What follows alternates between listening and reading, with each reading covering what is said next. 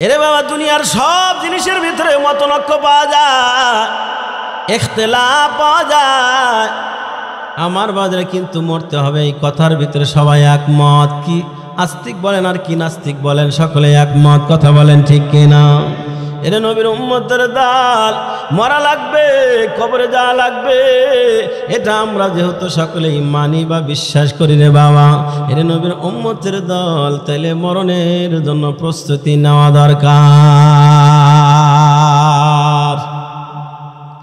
আমার আপনার রব কালামুল্লাহর ভিতরে জানায় দেন, কুল্লু নাফসিন যায়িকাতুল মাউত।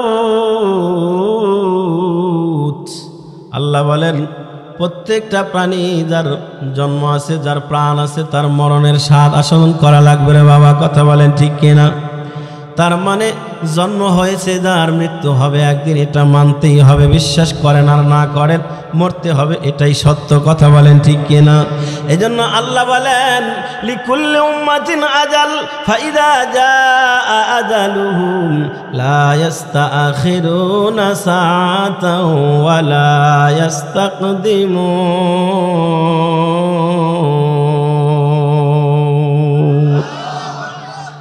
আল্লাহ বলেন, প্রত্যেকটা জাতি, প্রত্যেকটা কওম বা প্রত্যেক গোত্রের জন্য লিকুল্লি উম্মাতিন আজাল, প্রত্যেক জাতির জন্য নির্দিষ্ট একটা সময় দেওয়া আছে বাবা।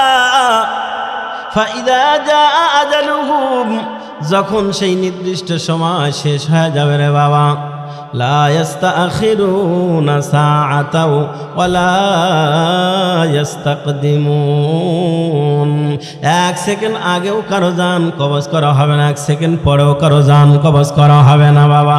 যেই সময় আপনার আমার দেওয়া আছে 60 বছর বা 70-80 বছর যেটা দেওয়া আছে রে বাবা, ওই হায়াতের সীমা যখন শেষ, তখন কিন্তু মালাকুল মউত হাজির হইয়া যাবে।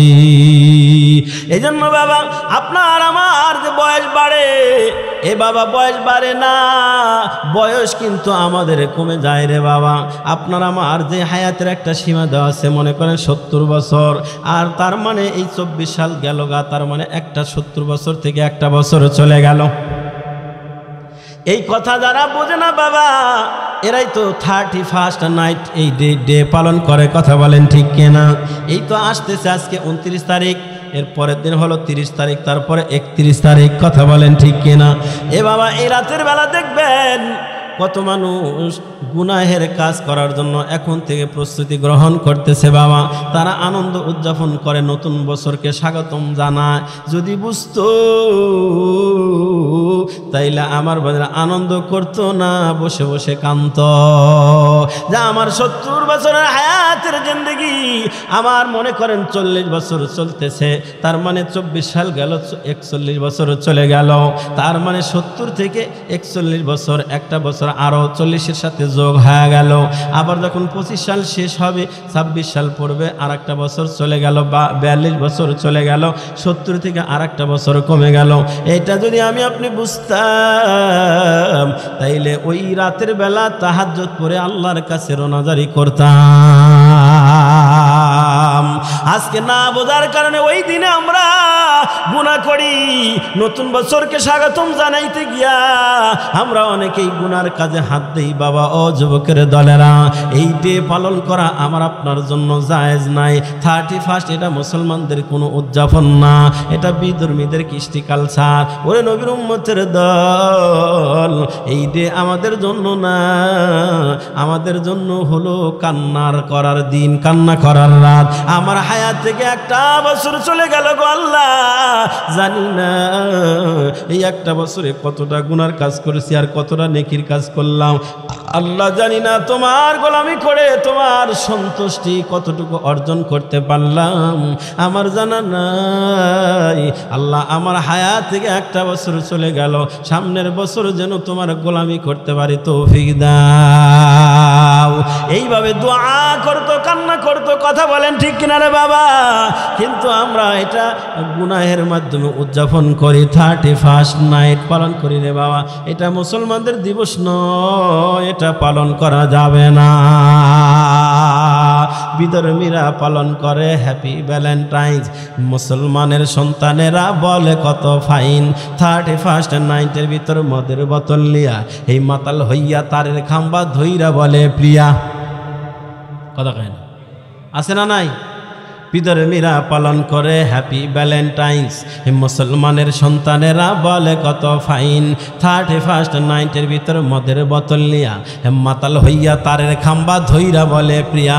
পুলিশ দলে তখন বলে আমায় ধরছো কেন? পশ্চিমাদের ফ্যাশন, পশ্চিমাদের ফ্যাশন, পশ্চিমাদের ফ্যাশন রে ভাই, পশ্চিমাদের ফ্যাশন।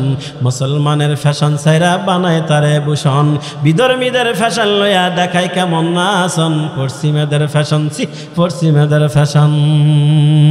কালো চুলকে লাল করে মেডিসিন মাখিয়া এই কালো মেয়ে সুন্দরী হয় পার্লারেতে গিয়া। কথা কয় না? কালো চুলকে লাল করে মেডিসিন মাখিয়া এই কালো মেয়ে সুন্দরী হয় পার্লারেতে গিয়া। টাইট ফিট কাপড় পরে হাটে মেয়ের দল, এই বুড়ি হাটে মেকআপ পরে আরো দেখায় ঢং, আরো দেখায় ইবলিশ শয়তান, দেখায় ঘন্টা নাচন। পশ্চিমাদের ফ্যাশন, পশ্চিমাদের ফ্যাশন, পশ্চিমাদের ফ্যাশন রে ভাই, পশ্চিমাদের ফ্যাশন। মুসলমানের ফ্যাশন ছাইরা বানায় তারে ভূষণ, বিধর্মীদের ফ্যাশন লইয়া দেখায় কেমন নাচন। পশ্চিমাদের ফ্যাশন, পশ্চিমাদের ফ্যাশন। খারাপ লাগে। পড়ে আছে ফুল প্যান্ট হাঁটুর কাছে ছেঁড়া, দেখছেন কোনো দিন এরকম? আমাদের সমাজের কিছু ছেলেরা ফুল প্যান্ট পরে শরীরের বিভিন্ন অঙ্গ দেখা যায়, হাঁটুর কাছে কোমরে বিভিন্ন জায়গায় ছেঁড়া। ছেঁড়া তো বোঝেন? আমি এক যুবকরে মির্জাপুর যখন আমি চাকরি করতাম জিজ্ঞেস করলাম, এই তোর বাপ না সিঙ্গাপুর থাকে, তুই ছেঁড়াতে পুরা গরস মানে? হুজুর আপনি কোন দেশে থাকেন? আমি তোগের দেশেই তো আছে। হুজুর এটা ছেঁড়া না। বলে কি? কয় এটা স্টাইল, এটা মডেল। হুজুর এটার দাম আরো বেশি। মানে ফুল প্যান্টের যত ছেঁড়া আর যত পকেট বেশি তত বলো দাম বেশি। আমি কইলাম যত ছেঁড়া এটা যদি দাম বেশি হয়, তুই নিজে ফরক তরক করে অন্যকে দেখাইতেছস, অন্যকে দেখায়া গুনাহ করতেছস, এই জন্য তো তোকে জাহান্নামে জ্বলা লাগবে। এটার দাম যদি বেশি দেয় তুই কেনস, এই জন্য তো আরো শাস্তি বেশি হবে। কয় হুজুর কি করব, এটা মডেল বের হয়েছে, আধুনিক যুগ, এই জন্য কিনছি।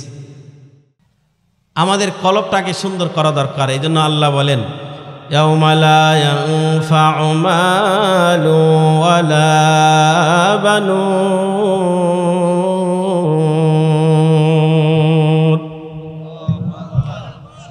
ইল্লা মান আতাল্লাহা বিকলবিন সালিম।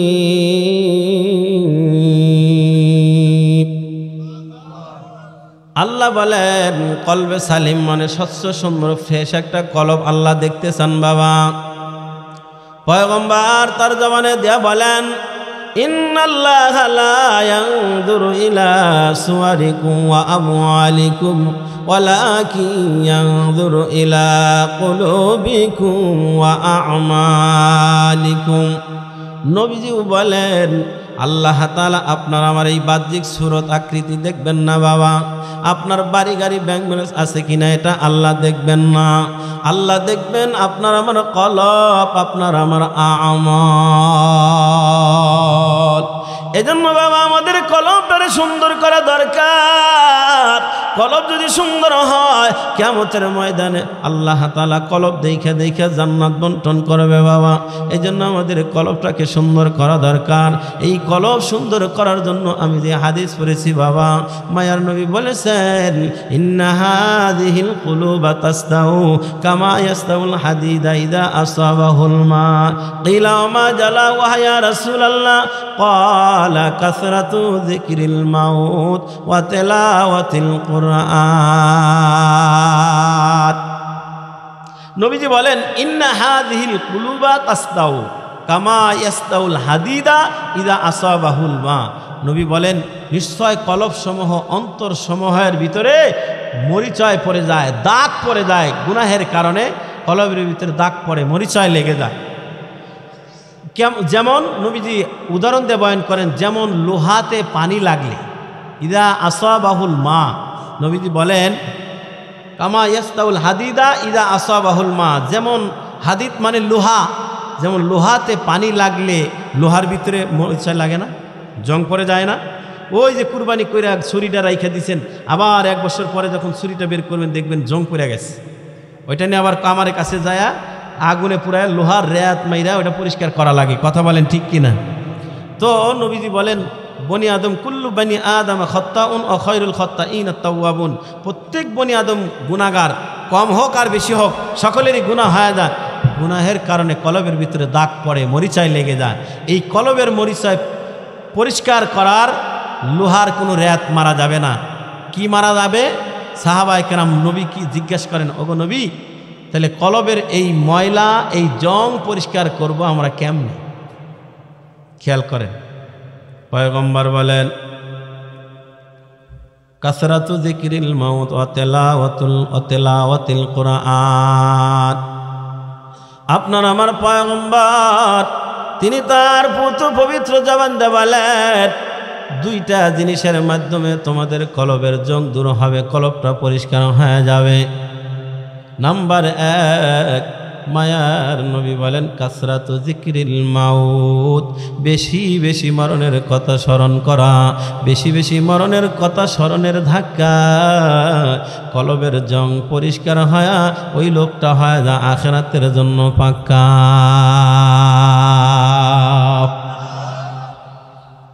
এর নবীর উম্মতের দল মরণের কথা স্মরণ করার ধাক্কা কলবের জং পরিষ্কার হয়ে যায়। কেন বাবা? পয়গম্বর অন্য হাদিসের ভিতরে বলেন আকসিরু যিকরা হাযিমিল লাযযাতিল মাউত। পয়গম্বর বলেন তোমরা বেশি বেশি মরণের কথা স্মরণ করো, কারণ মরণের কথা স্মরণ করলে দিল থেকে দুনিয়ার মহাব্বত বের হয়ে যায়। দুনিয়ার বাড়ি গাড়ি ব্যাংক ব্যালেন্সের আশা এগুলা দিল থেকে বের হয়ে যায়। মরণের কথা স্মরণের ধাক্কায় দুনিয়ার কল্পনা দিল থেকে বের হয়ে যায়। এর নবীর উম্মতের দল, এই জন্য পয়গম্বর বলেন আকসিরু যিকরা হাযিমিল লাযযাতিল মাউত।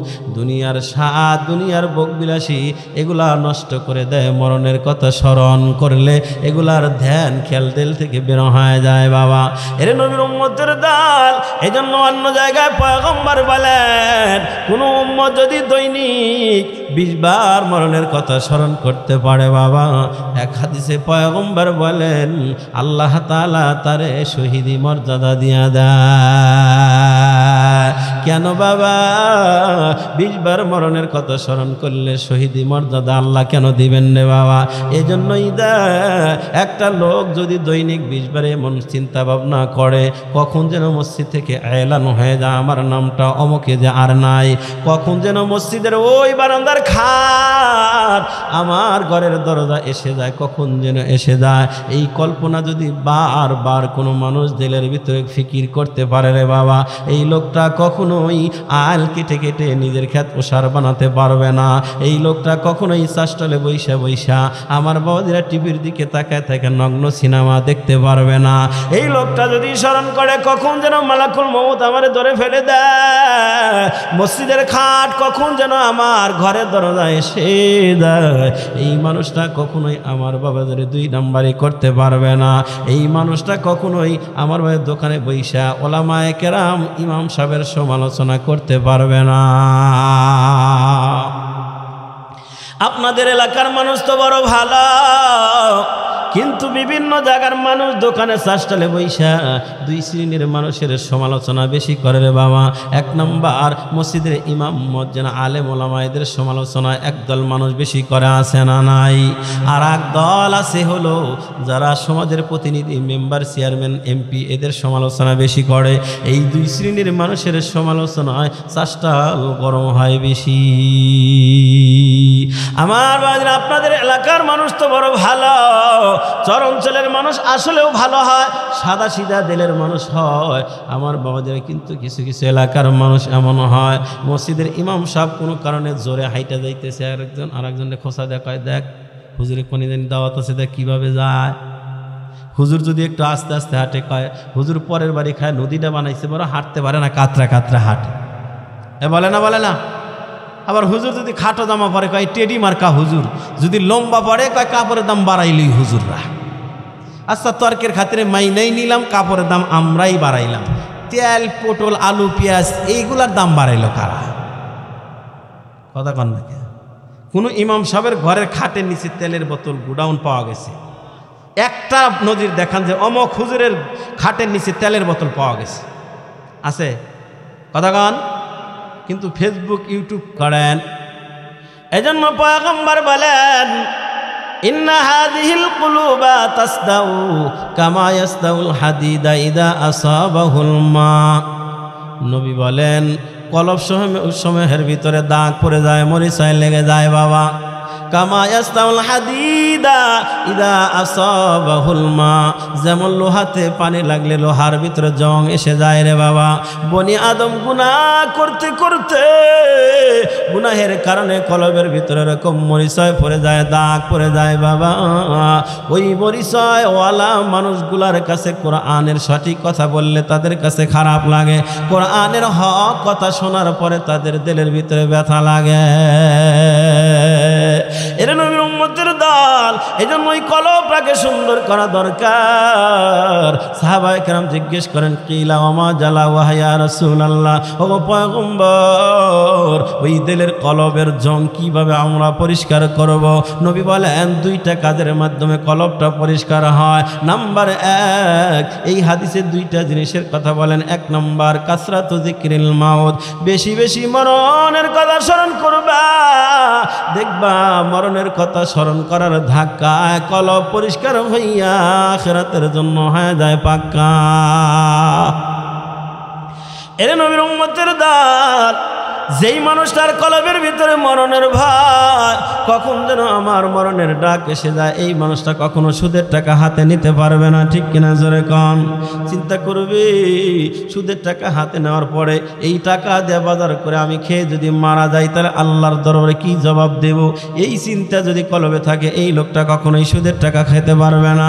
যেই লোকটার কলবের ভিতরে ভয় কখন যেন আমার মরণ এসে যায়, আমি যে ঘুষের টাকা টেবিলের নিচ দিয়া ভান্ডিলটা নিলাম, এই বান্ডিল দিয়ে বাজার করে যদি আমি খাবার খেয়ে মারা যাই আমি আল্লাহর দরবারে কি জবাব দেব, এই ফিকির যদি কলবের ভিতরে কারো থাকে রে বাবা, এই লোকটা কখনোই টেবিলের নিচ ঘুষের টাকা নিতে পারবে না।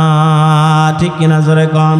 কারণ কলবের ভিতরে থাকবে বলে দুনিয়ার কেউ যদি নাও দেখে কিন্তু দেখেন আসমানের মালিক আল্লাহ। ঠিক কিনা জোরে কন? আল্লাহ দেখেন না? দেখেন না? আল্লাহ দেখেন। এই জন্য এই ভয় শিলার ভিতরে রাখতে হবে রে বাবা। ওয়া আম্মা মান খাফা মাকামা রাব্বিহি ওয়া নাহান নাফসা আনিল হাওয়া ফা ইন্নাল জান্নাতা হিয়াল মাওয়া। আল্লাহু আকবার। কিয়ামতের ময়দানে আল্লাহর সামনে দাঁড়ায় হিসাব দেওয়া লাগবে বাবা। আল্লাহর আদালতে দাঁড়াইয়া আপনাকে আমাকে প্রত্যেককে হিসাব দেওয়া লাগবে। এই ভয় যদি সিনার ভিতরে থাকে রে বাবা, এই মানুষটা কখনোই গুনার কাজে হাত দিতে পারবে না। এই জন্য এক হাদিসে নবী বলেন মানুষ বেপরোয়াভাবে গুনাহ করে তখন হাসরের ময়দানে 5টা প্রশ্নের জবাব না দেওয়া পর্যন্ত কোনি বনি আদম কদম উঠাইতে পারবে না। এই প্রশ্নগুলার কথা মানুষ ভুলে যায় যখন বেপরোয়া গুনাহ করে তখন। পয়গম্বর বলেন লা তাজুলু কদামা ইবনে আদম ইয়াউমাল কিয়ামা হাত্তা ইয়াসআল আন খামসিন আন উমরিহি ফীমা আফনাহু আন শাবাবিহি ফীমা আবলাহু ওয়া আন মালিহি মিন আইনা ইকতাসাবাহু ওয়া ফীমা আনফাকাহু ওয়া মাযা আমিলা ফীমা আলিমা। আল্লাহু আকবার। পয়গম্বর বলেন লা তাজুলু কদামা ইবনে আদম, কিয়ামতের ময়দানে আমার বাবাজিরা বনি আদম পা উঠাইতে পারবে না। 5টা প্রশ্নের জবাব না দেওয়া পর্যন্ত কোনো বনি আদম সামনে আগাইতে পারবে না। কেউ না, আমি আপনি কেউ না। হাজি সাহেব বলেন আর বক্তা সাহেব বলেন আর ইমাম সাহেব বলেন আর মুফতি সাহেব বলেন আর সাধারণ মানুষ বলেন, কেউ আগাইতে পারবে না 5টা প্রশ্নের জবাব না দিয়ে। কয়টা প্রশ্ন বলেন না? কয়টা? 1 নাম্বার হাদিসের তর্জমাটা বলে মূল আলোচনায় যাবো রে বাবা। পয়গম্বর বলেন হাত্তা ইয়াসআলা আন খামসিন আন আমরিহি ফীমা আফনা। মায়ের নবী বলেন তোমার গোটা জীবনের যে একটা হায়াতের সীমা আল্লাহ দান করছেন 50, 60, 70, 80, 100 বছর, এই গোটা জিন্দেগি তুমি কোন পথে ব্যয় করছো, এই গোটা জিন্দেগির হিসাব আল্লাহর দরবারে না মিলায়া একটা কদম সামনে বাড়াইতে পারবা না। গোটা জিন্দেগি কোন হালাতে কিভাবে কাটাইছেন এই হিসাব না দেওয়া পর্যন্ত কোন বনি আদম সামনে আগাইতে পারবে না। গতকালকে দুপুরে কি দেয়া ভাত খাইছিলাম এটাই এখন মনে নাই। তো গোটা 70 বছরের জিন্দেগির হিসাব আল্লাহর দরবারে মিলাইতে কি মনে করেন? সন্তান বিদেশ থাকে, টাকা পাঠায়, আপনি অবৈধভাবে খরচ করেন নাই, বৈধভাবেই সংসারে খরচ করছেন। সন্তান 10 বছর পরে বিদেশ থেকে এসে যদি হিসাব চায়, বাবা খালি কান্দে, হিসাব দিতে পারে না। দিবে কেমনে? একদিন আনছেন বদনা কিনে আনছে, 2 কেজি চাউল আনছে, এই 3 কেজি ডাউল আনছে, এইগুলার কি আর হিসাব লেখা রাখছে নাকি? শুধু বড় কাজগুলা না, বাড়ি করছে, জায়গা কিনছে, এটা হিসাব আছে। আর কত কাজ যে করছে হিসাব ছাড়া। এখন দেখা যায় 10 বছরে ছেলে টাকা পাঠাইছে 50 লাখ, 10 লাখ টাকার হিসাব দেয় আর 40 লাখ টাকার হিসাব নাই। তার মানে বাবা কি চুরি করে খাইছে? তা খায় নাই, কিন্তু হিসাব নাই, হিসাব মিলাইতে পারবে না। আমার বাবাদের ঠিক আমার আপনার এই যে 70-80 বছরের জিন্দেগির হায়াতের হিসাব আল্লাহর দরবারে পাই টু পাই মিলাইতে হবে। কি ভাবছেন? আপনি মনে করেন বিএনপি করেন, আপনি ছাড় পায়ে যাবেন। আপনি মনে করেন আমলিগ করেন, ছাড় পায়ে যাবেন। আপনি হেফাজত করেন, ছাড় পায়ে যাবেন। আপনি জামাত করেন, ছাড় পায়ে যাবেন। কাল্লা লা ইমকিনু হাযা আবাদা। আপনি যে দল করেন না কেন, কবরে ওই কোনো দলেরই পরিচয় চলবে না। কথা বলেন ঠিক কিনা? একমাত্র নবীদের আদর্শ ছাড়া, নবীদের তরিকা ছাড়া, নবীদের দল ছাড়া আর কোনো দলের পরিচয় কবরে চলবে কি? আরো জোরে বলেন চলবে? আপনি যদি বলেন যে আমি স্বরাষ্ট্রমন্ত্রীর খালাতো ভাই, বেটা স্বরাষ্ট্রমন্ত্রীর হুকুমে পুলিশে দেখো না কিভাবে গুলি করে, আমি তার খালাতো ভাই, ফেরেশতা আপনারে সিলেট দিয়া অভ্যর্থনা দিয়া কবরে বসে রাখবে না বাড়ি আরো 2টা বেশি দিবে? কথা কন। কারণ ওই জায়গায় কোনো পরিচয় চলে না। দুনিয়াতে তা পরিচয় দিয়ে ফায়দা নেওয়া যায়। আমি অমকের অমক, খালাতো ভাইয়ের, জ্যাঠাতো ভাইয়ের, চাচাতো ভাইয়ের শালার সম্বন্ধী পরিচয়, কিন্তু খুব কাছের আত্মীয় হয়ে গেল, থানায় দিয়া ফায়দা লুটে নেয়। কিন্তু কবরের জিন্দেগিতে এই ফায়দা নেওয়ার সম্ভাবনা আছে কি? কোনো দলের পরিচয় চলবে কি?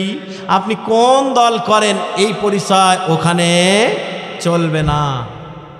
এই জন্য গতকালকে কি দাওয়াত খাইছি সেটাই মনে থাকে না। আর 70-80 বছরের হায়াতের জিন্দেগির হিসাব মিলাতে হবে। এই ভয় যদি কারো সিনা দেমাগে থাকে, বলুন তো এই লোকটা কখনোই গুনার কাজে হাত দিতে পারবে কি? আরো জোরে বলেন পারবে কি? পারবে না। এগুলা যখন আমাদের জেহেন থেকে বের হয়ে যায়, আমরা তখন বেপরোয়াভাবে গুনার কাজে হাত দিই। এজন্য বাবা পয়গম্বর বলেন লা তাজুলু কদামা ইবনে আদম ইয়াউমাল কিয়ামা হাত্তা ইয়াসআলা আন খামসিনা আন আমরিহি। এরে নবীর উম্মতের দল, গোটা 50 বছর, 70, 80, 100 বছর হায়াতের জিন্দেগি কোন পথে ব্যয় করছেন হিসাব পাই টু পাই দেওয়া লাগবে রে বাবা। এরপরে নবীজি বলেন ওয়া আন শাবাবিহি ফীমা আবলাহু, বিশেষ করে তোমার যৌবন কালটা। এরে যুবক, নবী বলেন তোমার যৌবন কালটা তুমি কোন পথে ব্যয় করেছো? এ বৃদ্ধ বাবাজি, আপনার যৌবন কালটা আপনি কোন পথে ব্যয় করেছেন? বৈধ পথে না অবৈধ পথে? এটার হিসাব বিশেষ করে আল্লাহর দরবারে দেওয়া লাগবে রে বাবা। গোটা হায়াতের জিন্দেগির ভিতরে তো পুরাটা আছেই। এরপরে নবীজি বলেন ওয়া আন শাবাবিহি ফীমা আবলা, বিশেষ করে তোমার যৌবন কাল, এই কালটা তুমি কোন পথে ব্যয় করছো? হালাল পথে না হারাম পথে? অবৈধ না বৈধ? এটার গোটা আমার বাবাজিরা যৌবন কালের হিসাব দেওয়া লাগবে। পক্ষান্তরে বাবা, যৌবন কালটা যদি কেউ ইবাদতে কাটায়, মায়ের নবী অন্য হাদিসের ভিতরে বলেন ওয়াশাবুন নাশা ফি ইবাদাতি রাব্বিহি। আপনার আমার পয়গম্বর বলেন কিয়ামতের ময়দানে আল্লাহ তাআলা 7 প্রকারের মানুষকে আল্লাহ তাআলা আরশে আজিমের ছায়ার নিচে ভিআইপি অভ্যর্থনা দিয়ে জায়গা করে দিবেন রে বাবা। যেই সময় ইয়াউমা লা ইল্লা যিল্লুহু, যেই সময় আরশে আজিমের ছায়া ব্যতীত আর কোনো ছায়া থাকবে না বাবা। পয়গম্বর বলেন ওই সময় 7 প্রকারের মানুষকে আল্লাহ তাআলা আরশে আজিমের ছায়া নিচে জায়গা করে দিবেন। এই 7 প্রকারের ভিতরে এক প্রকার হলো ওয়াশাবুন নাশা ফি ইবাদাতি রাব্বিহি। ওই যুবক যেই বান্দা যৌবন কালটা অবৈধ পথে না কাটায়া হালাল পথে কাটাইছে, যেই যুবকটা গুনার কাজে না কাটাইয়া জওয়ান কালটা ইবাদতে কাটায়া দিছে, এই মানুষগুলাকে আল্লাহ ভিআইপি অভ্যর্থনা দিয়া আরশে আজিমের ছায়া নিচে জায়গা করে দিবি। কি বলেন, মনে চায়? আল্লাহ ভিআইপি যে জায়গা দান করে এটা মনে চায়? কি বলেন, সকলেরই চায়?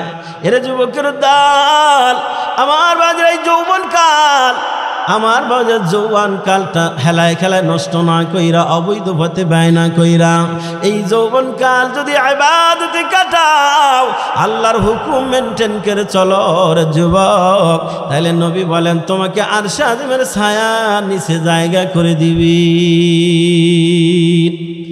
বিশেষ করে এই জোয়ানকালের হিসাবটাও দেওয়া লাগবে। 3 নম্বর মায়ের নবী বলেন ওয়া আন মালিহি মিন আইনা ইকতাসাবাহু। খেয়াল করেন রে বাবা, নবী বলেন 3 নম্বরের হিসাব না মিলায় কোনো বনি আদম এক কদম সামনে বাড়াতে পারবে না। 3 নম্বরের হিসাব মিলাতে হবে বাবা, আপনার হায়াতের জিন্দেগিতে আপনি কিভাবে সম্পদ অর্জন করছেন, হালাল পথে না হারাম পথে, অবৈধভাবে না বৈধভাবে, হিসাব দেওয়া লাগবে। হিসাব দেওয়া লাগবে আপনি অর্থ কিভাবে কামাই করছেন, হালাল পথে না হারাম পথে। এই জন্য বাবা সাবধান, হারাম পথে অবৈধ পথে টাকা অর্জন করে বাড়ি গাড়ির কোনো দরকার নাই বাবা। কারণ এই বাড়ি গাড়ি আপনার সাথে কবরে যাবে না রে বাবা, এই বাড়ি গাড়ি আপনার কোনো কাজে আসবে না। ইয়াউমা লা তানফাউ মালু ওয়ালা বানুন।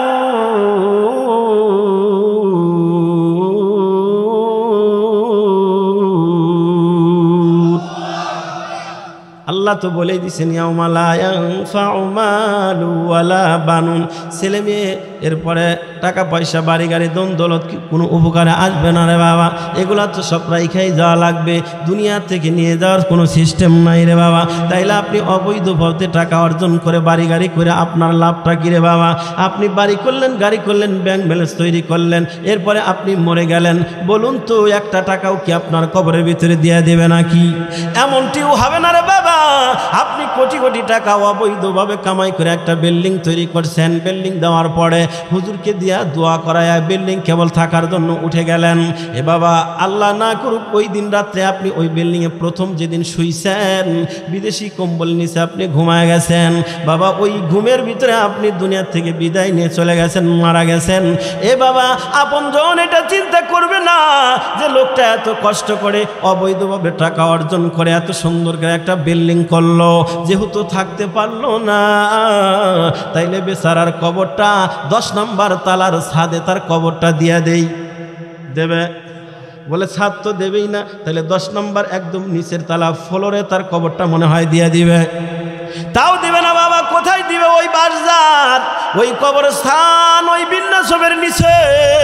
এর নবীর উম্মতের দল, তাইলে আপনার লাভটা হলো কিরে বাবা? এই জন্য আপনার আমার পয়গম্বর বলেন ওয়া আন মালিহি মিন আইনা ইকতাসাবাহু। মাল সম্পর্কে আল্লাহ টাকা পয়সা উপার্জন সম্পর্কে জিজ্ঞাসা করবে, তুমি কোন পথে উপার্জন করলা, হিসাবটা মিলাও। হিসাব মিলাতে হবে বাবা। আপনি অন্যের জমি, চরের মানুষ, নদী ভাঙ্গুরি এলাকা, নতুন চর উঠলে ক্ষমতার কারণে দেখা যায় একাই কালাই বুনছে 20 বিঘা। আমাদের চর অঞ্চলে, আমাদের বাড়ির চরে বুয়াপুর, দেখা যায় নতুন চর উঠলে যার একটু পাওয়ার বেশি অথবা পাওয়ার পার্টির লোক, তো দেখা যায় একাই দাগকে দাগ কালাই বুনে রাখছে। তো যখন শুকায় শক্ত হয়, মাপ যোগ দিয়ে খেতালারা বুনছেন, ভাই বুনছেন, ভালো কথা, তাহলে আমার কিছু ভাগ দেন। কি এমনি করে কি কয়, মানে এমন কি কয়, খেতালা কি আর বাঘটা কয়, ঠিক আছে ভাই দেওয়া লাগবে না, আপনি নিয়ে যান। এই যে কি কয় নীলা, বৈধ না অবৈধ? জোরে কন। এই অবৈধ খায়া মরলে আল্লাহ এক কোরআনের এক জায়গার ভিতরে বলে ইন্নাল্লাযীনা ইয়াকুলুনা আমওয়ালাল ইয়াতামা যুলমান ইন্নামা ইয়াকুলুনা ফি বুতুনিহিম নারা। এর নবীর উম্মতের দল অবৈধভাবে উপার্জন করে যদি খাও, গরিব অসহায় মিসকিনের টাকা যদি খাও, আত্মসাৎ করো রে বাবা, বাহ্যিকভাবে মনে হবে তুমি সম্পদ খাইলা, কিন্তু এটা আসলেও সম্পদ নয়।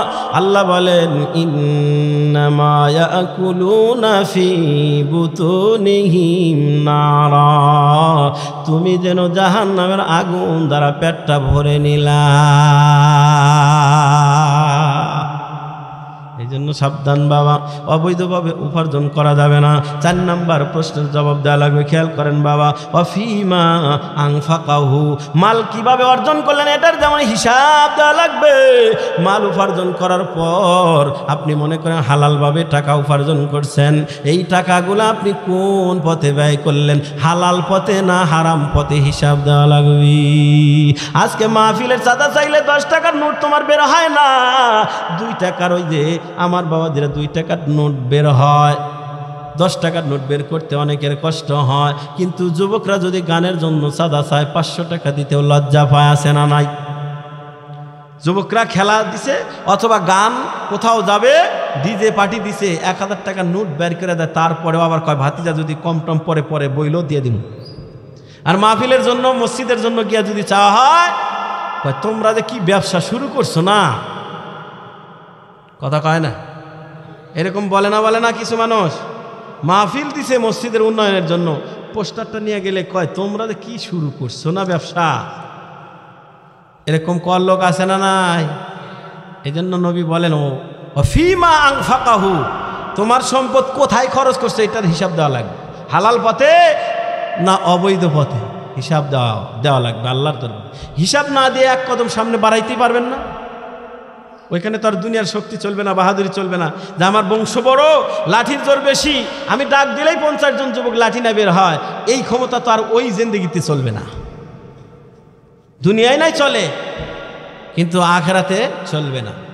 5 নাম্বার প্রশ্নের জবাব নবীজি বলেন ওমাযা আমিলা ফিমা আলিমা, পয়গম্বর বলেন আপনি যতটুকু জানেন জানা অনুযায়ী কতটুকু মানছেন বাবা, কতটুকু আমল করেছেন, জানা অনুযায়ী কতটুকু মানলেন, এরে বাবা এটারও হিসাব দেওয়া লাগবে। আমি আপনাদের কাছে জিজ্ঞাসা করি, আমার বাজার নামাজ পড়া হালাল না হারাম? নামাজ ত্যাগ করা হালাল না হারাম? হারাম। সুদ খাওয়া হালাল না হারাম? ঘুষ খাওয়া হালাল না হারাম? অবৈধভাবে সম্পদ উপার্জন করা হালাল না হারাম? অন্যের জমি দখল করা হালাল না হারাম? বিড়ি খাওয়া হালাল না হারাম? গাঁজা খাওয়া হালাল না হারাম? মদ পান করা হালাল না হারাম? দাড়ি কাটা হালাল না হারাম? এবার আওয়াজ আসতে হয়েছে, কথা কয় না। এরে নবীর উম্মতের দল, এই যে যেগুলো জানেন এগুলো তো জানেনি, এই জানা অনুযায়ী কতটুকু মানলেন? আল্লাহ জিজ্ঞাসা করবে বান্দা যতটুকু জানছো জানা অনুযায়ী কতটুকু মানছো? দোকানে গল্প করার সময় তো বলো আমরা সব জানি, ওই জানা অনুযায়ী কতটুকু মানছো হিসাব মিলাও। এই 5টা প্রশ্নের জবাব না দেওয়া পর্যন্ত আমার বাবাদের কোনো বনি আদম একটা পা সামনে বাড়াতে পারবে না রে বাবা। এরে নবীর উম্মতের দল, এই প্রশ্নগুলা আর কথা আমরা ভুলে যাই যখন গুনার কাজে হাত দিই তখন। এই জন্য বাবা এই জিনিসগুলো আমাদের দিমাগের ভিতরে বসানো দরকার, কলবের ভিতরে বসানো দরকার রে বাবা। এরে নবীর উম্মতের দল, এই জন্য পয়গম্বর বলেন তোমার দিলটা যদি সুন্দর করতে চাও কাসরাতু যিকিরিল মাউত, বেশি বেশি মরণের কথা স্মরণ করো। মরণের কথা স্মরণের ধাক্কা তোমার কলবটা হয়ে যাবে পরিষ্কার, কলবটা হয়ে যাবে আখিরাতের জন্য পাক্কা। যার জন্ম আছে তার মৃত্যু আছে রে বাবা। এরে বাবা দুনিয়ার সব জিনিসের ভিতরে মতনৈক্য পাওয়া যায়, ইখতিলাফ পাওয়া যায়, আমার বাজারে কিন্তু মরতে হবে এই কথার ভিতরে সবাই একমত। কি আস্তিক বলেন আর কি নাস্তিক বলেন, সকলে একমত, কথা বলেন ঠিক কিনা? এর নবীর উম্মতের দাল, মরা লাগবে, কবরে যাওয়া লাগবে, এটা আমরা যেহেতু সকলেই মানি বা বিশ্বাস করি রে বাবা, এর নবীর উম্মতের দল, তাইলে মরণের জন্য প্রস্তুতি নেওয়া দরকার। আমার আপনার রব কালামুল্লাহর ভিতরে জানায় দেন, কুল্লু নাফসিন যায়িকাতুল মাউত। আল্লাহ বলেন প্রত্যেকটা প্রাণী যার জন্ম আছে, যার প্রাণ আছে, তার মরণের স্বাদ আস্বাদন করা লাগবে রে বাবা, কথা বলেন ঠিক কিনা? তার মানে জন্ম হয়েছে, যার মৃত্যু হবে একদিন, এটা মানতেই হবে, বিশ্বাস করেন আর না করেন মরতে হবে, এটাই সত্য, কথা বলেন ঠিক কিনা?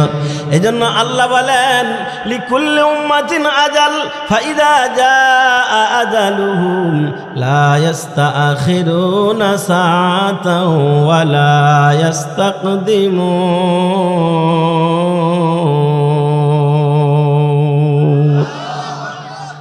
আল্লাহ বলেন প্রত্যেকটা জাতি, প্রত্যেকটা কওম বা প্রত্যেক গোত্রের জন্য লিকুল্লি উম্মাতিন আজাল, প্রত্যেক জাতির জন্য নির্দিষ্ট একটা সময় দেওয়া আছে বাবা। ফাইদা জাআ আজালুহুম, যখন সেই নির্দিষ্ট সময় শেষ হয়ে যাবে রে বাবা, লা ইস্তাখিরুনা সাআতাও ওয়া লা ইস্তাকদিমুন। এক সেকেন্ড আগেও কারো জান কবজ করা হবে না, এক সেকেন্ড পরেও কারো জান কবজ করা হবে না বাবা। যেই সময় আপনার আমার দেওয়া আছে 60 বছর বা 70-80 বছর যেটা দেওয়া আছে রে বাবা, ওই হায়াতের সীমা যখন শেষ, তখন কিন্তু মালাকুল মউত হাজির হইয়া যাবে। এই জন্য বাবা আপনার আমার যে বয়স বাড়ে, এ বাবা বয়স বাড়ে না, বয়স কিন্তু আমাদের কমে যায় রে বাবা। আপনার আমার যে হায়াতের একটা সীমা দেওয়া আছে, মনে করেন 70 বছর, আর তার মানে এই 24 সাল গেল গা, তার মানে একটা 70 বছর থেকে একটা বছর চলে গেল। এই কথা যারা বোঝে না বাবা, এরাই তো 31st নাইট এই ডে পালন করে, কথা বলেন ঠিক কিনা? এই তো আসতেছে আজকে 29 তারিখ, এর পরের দিন হলো 30 তারিখ, তারপরে 31 তারিখ, কথা বলেন ঠিক কিনা? এ বাবা এই রাতের বেলা দেখবেন কত মানুষ গুনাহের কাজ করার জন্য এখন থেকে প্রস্তুতি গ্রহণ করতেছে বাবা। তারা আনন্দ উদযাপন করে, নতুন বছরকে স্বাগতম জানায়। যদি বুঝতো তাইলে আমার বাজারে আনন্দ করতো না, বসে বসে কান্ত। যা আমার 70 বছরের হায়াতের জিন্দেগি, আমার মনে করেন 40 বছর চলতেছে, তার মানে 24 সাল গেল, 41 বছর চলে গেল, তার মানে 70 থেকে 41 বছর, একটা বছর আরো 40-এর সাথে যোগ হয়ে গেল। আবার যখন 25 সাল শেষ হবে, 26 সাল পড়বে, আর একটা বছর চলে গেল, বা 42 বছর চলে গেল, 70 থেকে আর একটা বছর কমে গেল। এটা যদি আমি আপনি বুঝতাম, তাইলে ওই রাতের বেলা তাহাজ্জুদ পড়ে আল্লাহর কাছে রোনাজারি করতাম। আজকে না বোঝার কারণে ওই দিনে আমরা গুনাহ করি। নতুন বছরকে স্বাগতম জানাইতে গিয়া আমরা অনেকেই গুনার কাজে হাত দেই বাবা। ও যুবকের দলেরা, এই ডে পালন করা আমার আপনার জন্য জায়েজ নাই। 31st এটা মুসলমানদের কোনো উদযাপন না, এটা বিধর্মীদের কৃষ্টি কালচার। ওরে নবীর উম্মতের দল, এই ডে আমাদের জন্য না, আমাদের জন্য হলো কান্নার করার দিন, কান্না করার রাত।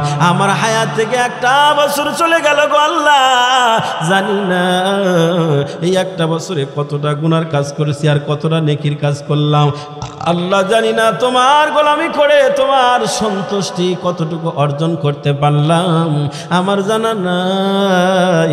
আল্লাহ আমার হায়াত থেকে একটা বছর চলে গেল, সামনের বছর যেন তোমার গোলামি করতে পারি তৌফিক দাও।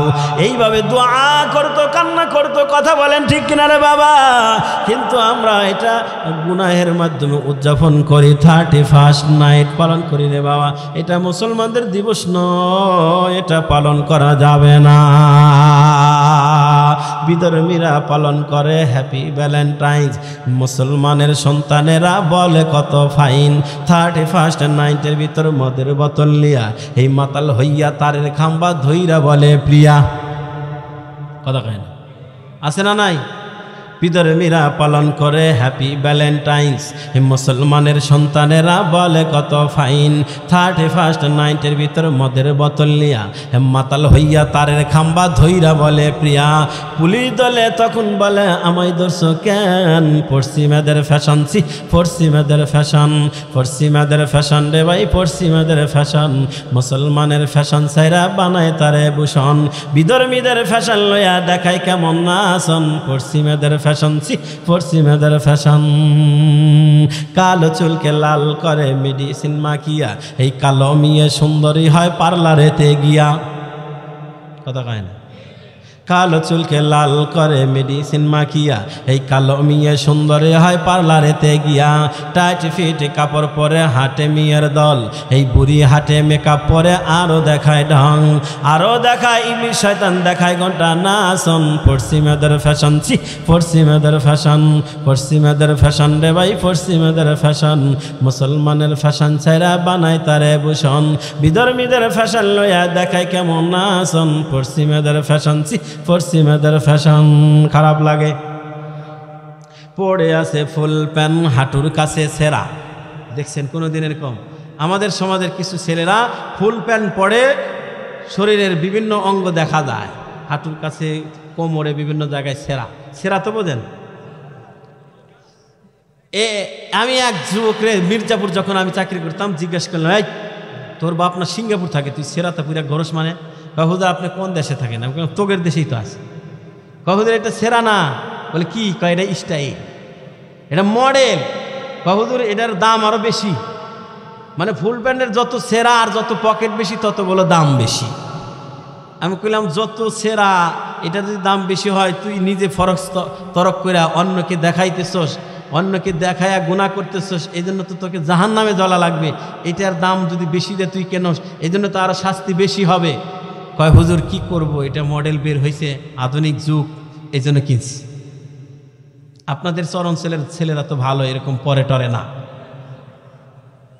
আছে আছে পড়ে আছে ফুল প্যান্ট হাঁটুর কাছে ছেঁড়া, মাথায় রেখে লম্বা চুল পিছে একান গিরা, লম্বা জামা শার্ট পরে বুকটা রাখে খোলা, প্রশ্ন করলে বলে বাইরে এইটা মোদের ফ্যাশন। পশ্চিমাদের ফ্যাশন, পশ্চিমাদের ফ্যাশন, পশ্চিমাদের ফ্যাশন রে ভাই, পশ্চিমাদের ফ্যাশন।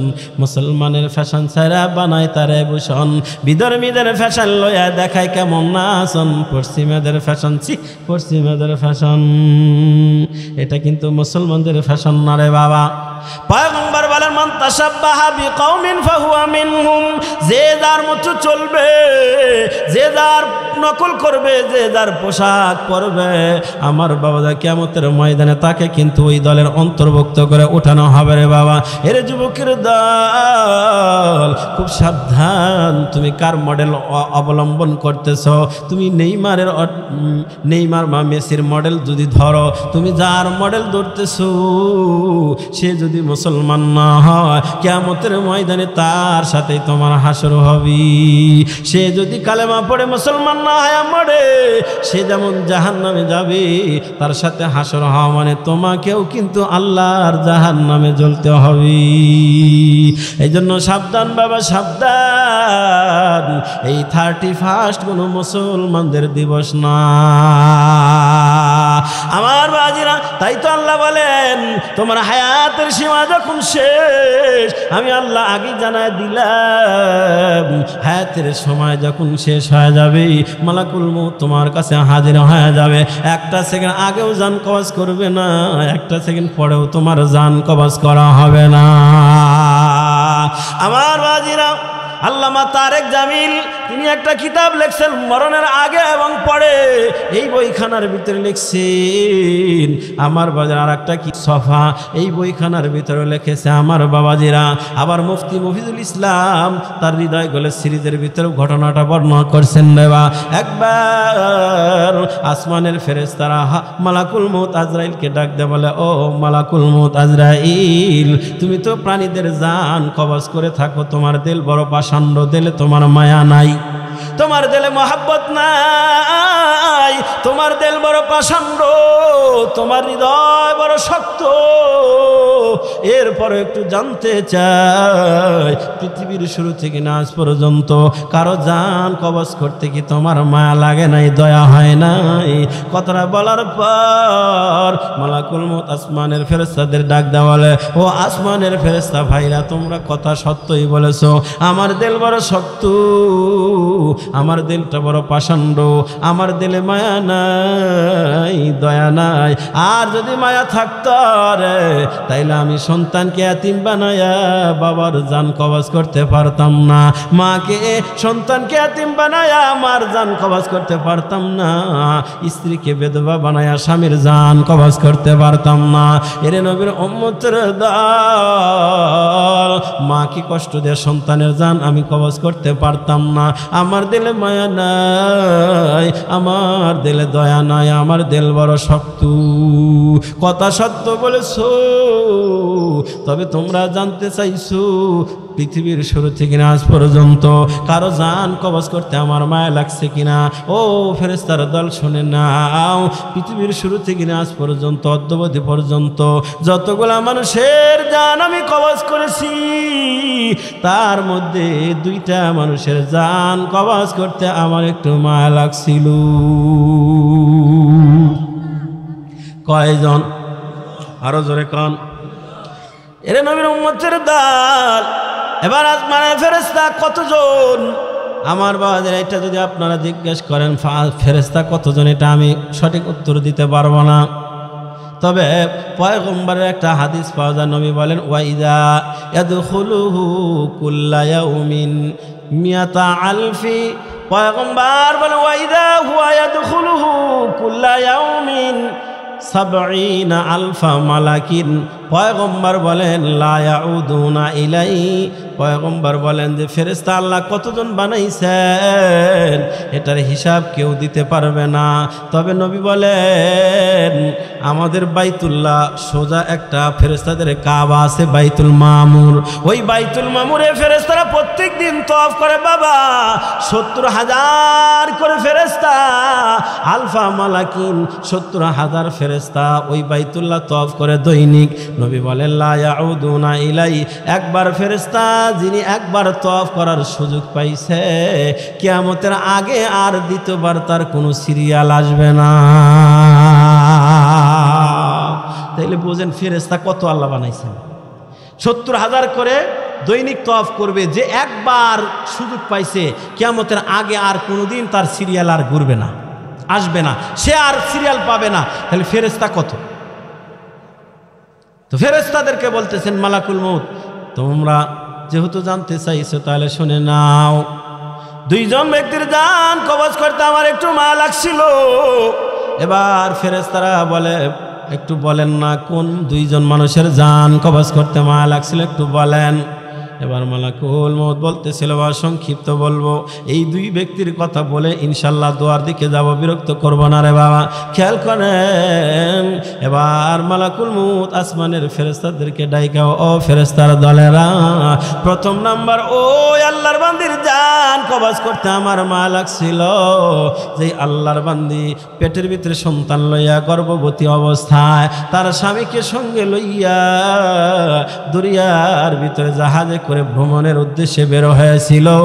আল্লাহর বান্দি পেটের ভিতরে বাচ্চা লইয়া যখন ভ্রমণের উদ্দেশ্যে জাহাজে করে বের হয়, ওই জাহাজটা চলতেছিল, হঠাৎ করে দীর্ঘ 1 মাস চলার পর হঠাৎ করে আসমানের ভিতরে প্রচণ্ড মেঘ শুরু হয়ে গেল। ওই মেঘের ভিতরে থেকে প্রচণ্ড ঝড় তুফান শুরু হয়ে গেল। ওই জাহাজটা প্রচণ্ড তুফানের ভিতরে পড়ে, ওই তুফানের কারণে সাগরে উত্তাল তরঙ্গের আঘাতে ওই জাহাজটা ফেটে চূর্ণ বিচূর্ণ হইয়া যায়। ওই জাহাজের যতগুলা নাবিক ছিল সকলেই কে কোন হালতে মারা যায় কেউ কারো খবর জানে না। তবে ওই আল্লাহর বান্দি যার পেটের ভিতরে বাচ্চা গর্ভবতী অবস্থায় আল্লাহর বান্দি ওই জাহাজের ভিতরে যেই জায়গায় বসা ছিল ওই জায়গাটার তক্তা একটু বড় আকার ধারণ করে ভেঙে যায়, ফলে আল্লাহর বান্দি ওই জাহাজের ভিতরে ওই তক্তার উপরে অক্ষুণ্ণ অবস্থায় রয়ে যায়। দেখবেন বর্ষার সময় যে নৌকা চালান, ছোট ছোট নৌকা উপুর করে দিলেও কিন্তু ওর উপরে 2-3 জন বসে থাকা যায়, নিরাপদে থাকা যায় না? ছোট নৌকা উপুর করে দিলেও ওর তোলের উপরেও 2-3 জন বসে থাকা যায় নিরাপদে। এরকম করে যারা নৌকার ভিতরে চলাফেরা করে, নৌকা যদি তলিয়ে যায় তাহলে আগে কয় উপুর করে দে, উপুর করতে পারলে ওর উপরে 2-3 জন বসে থাকা যায়, অথবা কয়েকজন ভাইসা থাইকা ধৈরা থাকা যায়, বাঁচতে বাঁচতে দেওয়া যায়, বাইসা থাকার একটা মাধ্যম হয়। কথা বলেন ঠিক কিনা? তো তক্তা যখন বড় আকার ধারণ করে ভাঙছে, আল্লাহর বান্দি অক্ষুণ্ণ অবস্থায় রয়েছে। আর কে কোন হালাতে কিভাবে মরছে, এত প্রচণ্ড ঝড় তুফান যে অন্ধকার হয়ে গেছে, দেখা যায় না, নিজের শরীরটা পর্যন্ত দেখা যায়। আমার বাবাজিরা খুব খেয়াল করেন, আল্লাহর বান্দি তক্তার উপরে বসা, প্রচণ্ড অন্ধকার যখন আস্তে আস্তে করে কমতে থাকলো রে বাবা, ঝড় তুফান যখন শেষ হয়ে যায়, আল্লাহর বান্দি দেখতেছেন যখন একটু পরিষ্কার হয়ে গেল তখন দেখা যায় চতুর্পাশে শুধু লাশ ভাসতেছে, শুধু লাশ দেখা যায়। আল্লাহর বান্দি একা, এমনকি তার স্বামীটাও চলে গেছে, স্বামীটাও মারা গেছে, লাশটা কোথায় আল্লাহর বান্দি আর দেখতে পারলেন না রে বাবা। আল্লাহর বান্দি তক্তার উপরে ভাসমান, আল্লাহর বান্দি কি করবে, ভাসতে ভাসতে তক্তার বসে ভাসতেছে রে বাবা। হঠাৎ আল্লাহ বান্দির প্রসব বেদনা শুরু হয়ে গেছে বাবা। এর নবীর উম্মতের দল, আল্লাহর বান্দি তক্তার উপরে ভাসমান অবস্থায়, এই অবস্থায় আল্লাহর বান্দির সন্তান প্রসবের বেদনা শুরু হয়ে গেছে। আমরা ছোটবেলায় যখন যমুনা ব্রিজ উদ্বোধন করার জন্য আসছিলাম আমাদের চর থেকে, শুনলাম এক আল্লাহর বান্দি নাকি ব্রিজের উপরে বাচ্চা প্রসব করছে, ছেলেটার নাম রাখছে সেতু। দেখতে আসছে ব্রিজের উপরে প্রসব বেদনা শুরু হয়েছে, মানুষ ঘের দিয়া, কেউ চাদর দিয়া, রুমাল দিয়া, গামছা দিয়া ঘের দিয়া ব্রিজের উপরে বাচ্চা হয়েছে। আপনারা শুনছেন কিনা জানি না, আমি তখন ছোট, শুনি কেবল মাদ্রাসায় ভর্তি হয়েছি 99 সালে মনে হয় কথা। তো 99-তে আমি মাদ্রাসায় কেবল ভর্তি, তো ওই সময় শুনছিলাম, তো এরকম হতেই পারে। তো আল্লাহর বান্দি তো তক্তার উপরে গর্ভবতী হালাতে ছিল, তক্তার উপরে ভাসমান অবস্থা, প্রসব বেদনা শুরু হয়ে গেছে। এরে বাবা, প্রসব বেদনা কত কষ্টের, এটা আমি আমার ভাষা দিয়ে আমি আপনাদেরকে বোঝাতে পারবো না রে বাবা। কারণ এটা তো পুরুষের হয় না, হলো মা আর বোনদের। কথা বলেন ঠিক কিনা? আল্লাহ বলেন হামালাতুহু উম্মুহু ওয়াহানান আলা ওয়াহানি ওয়া ফিসালুহু ফি আমাইন।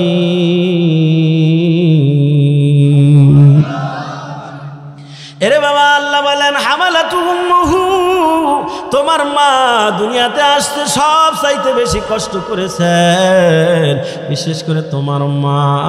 ও বাবারা, মা এমন একটা শব্দ রে বাবা, যিনি 10 মাস তোমাকে বহন করেছে পেটে। মানুষ হইয়া মানুষ পেটে বহন করা কত কষ্টের, এটা আমার ভাষা দিয়ে আমি আপনাদেরকে বোঝাতে পারবো না রে বাবা। এই বাচ্চাগুলার একটু থামান না, মাইকের আওয়াজ বেশি এই বাচ্চাগুলার। হ্যাঁ, বাচ্চাগুলো থামো।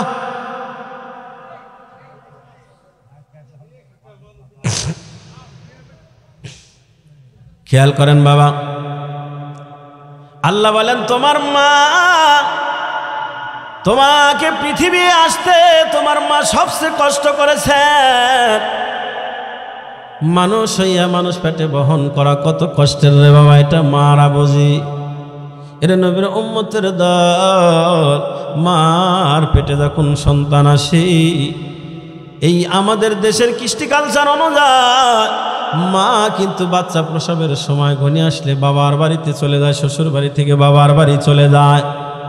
শ্বশুর বাড়ির সকলের কাছে বিদায় না, শ্বশুর শাশুড়ির কাছে বিদায় না, এমনকি স্বামীর পা ধরে ক্ষমা চাইয়া বিদায় না। স্বামী আমার, কত মা সন্তান প্রসব করতে গিয়ে মারা গেল।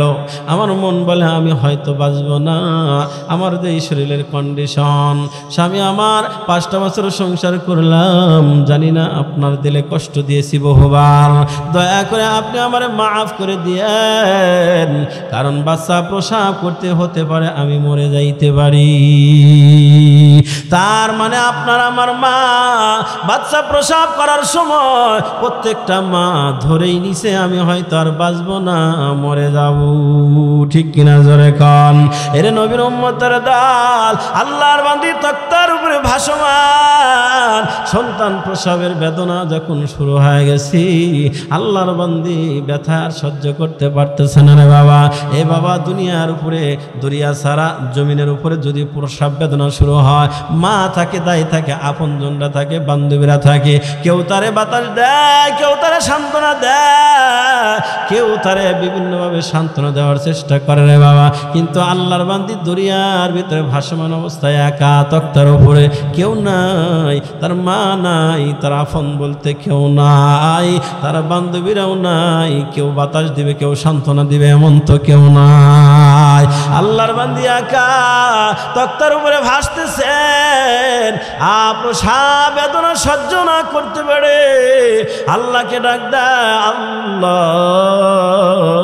মুসিবতের মধ্যে পড়ে যদি কেউ আল্লাহকে ডাক দেয় রে বাবা, আমার আপনার রব বান্দা ডাকে লাব্বাইকে আব্দি ইয়া আব্দি বলে সাথে সাথে সাড়া দেয়। উদউনি আস্তাজিব লাকুম। আল্লাহ বলেন, যখন কোনো বান্দা আমাকে ডাক দেয়, আমি আল্লাহ বান্দার ডাকে সাথে সাথে সাড়া দেই। সুবহানাল্লাহ। এ বাবা, মুসিবতে পড়ার পর কেউ যদি আল্লাহকে দিল থেকে ডাক দেয়, আমার আল্লাহ বান্দার ডাকে সাথে সাথে সাড়া দেয় রে বাবা। বান্দার ডাকে সাড়া দেওয়ার জন্য আল্লাহ তো 24টা ঘন্টা রেডি হয়ে আছে রে বাবা। আমার আপনার রব কালামুল্লাহর ভিতরে জানায় দেন, আম্মাইজিবুল মুযতাররা ইযা দাআহু ওয়া ইয়াকশিফুস সূ।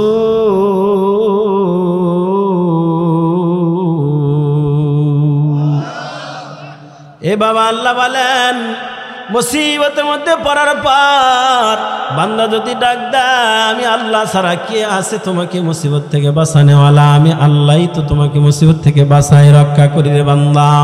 এরে নবীর উম্মতের দল, এই জন্য তো আমার আপনার রব কোনোদিন ঘুমান না, ঘুমের তন্দ্রাও আসে না। কেন রে বাবা? বলে বান্দার প্রতি আল্লাহ পাকের বেশি অধিক মায়া। এই মায়ার কারণে আমার আপনার রব কোনোদিন ঘুমান না। কারণ রাত 3টার সময় তুমি একা একা পথ চলতে গিয়া মুসিবতের মধ্যে পড়ে গেছো, কেউ নাই, কেউ তোমার উপকার করার মতো নাই, আশেপাশে কেউ নাই। ওই সময় তো মুসিবতের মধ্যে পইরা আমি আল্লাহকে ডাক দিবি রে বান্দা। ওই সময় আমি আল্লাহ নিজেই যদি ঘুমায় যায়, ওরে বান্দা তোকে কে ওই মুসিবত থেকে উদ্ধার করবে? এই জন্য আমি আল্লাহ ঘুমাই না, ঘুমের তন্দ্রাও আসে না। লা তাখুযুহু সিনাতু ওয়ালা নাওম।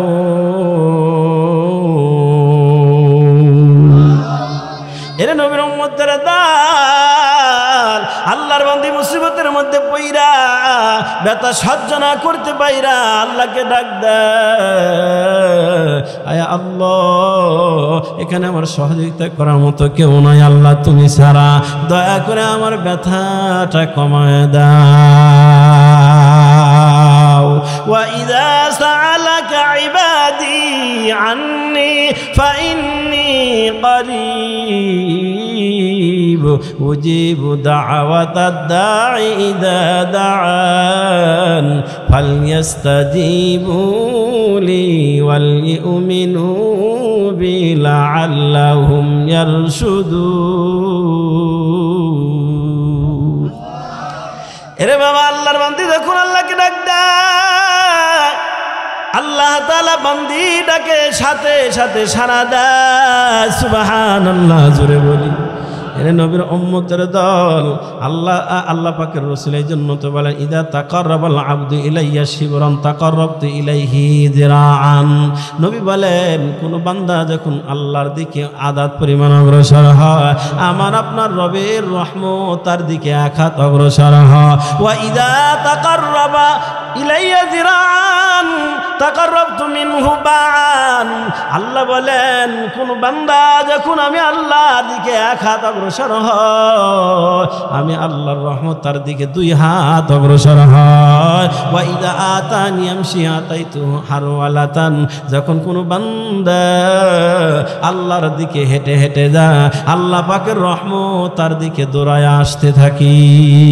সুবহানাল্লাহ।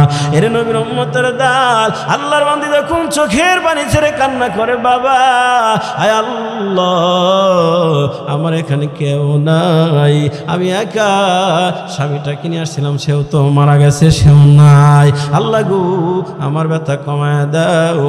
আল্লাহ তাআলা আল্লাহর বান্দির ডাকে সাড়া দিয়ে ব্যথা কমায় দিলেন। সুবহানাল্লাহ।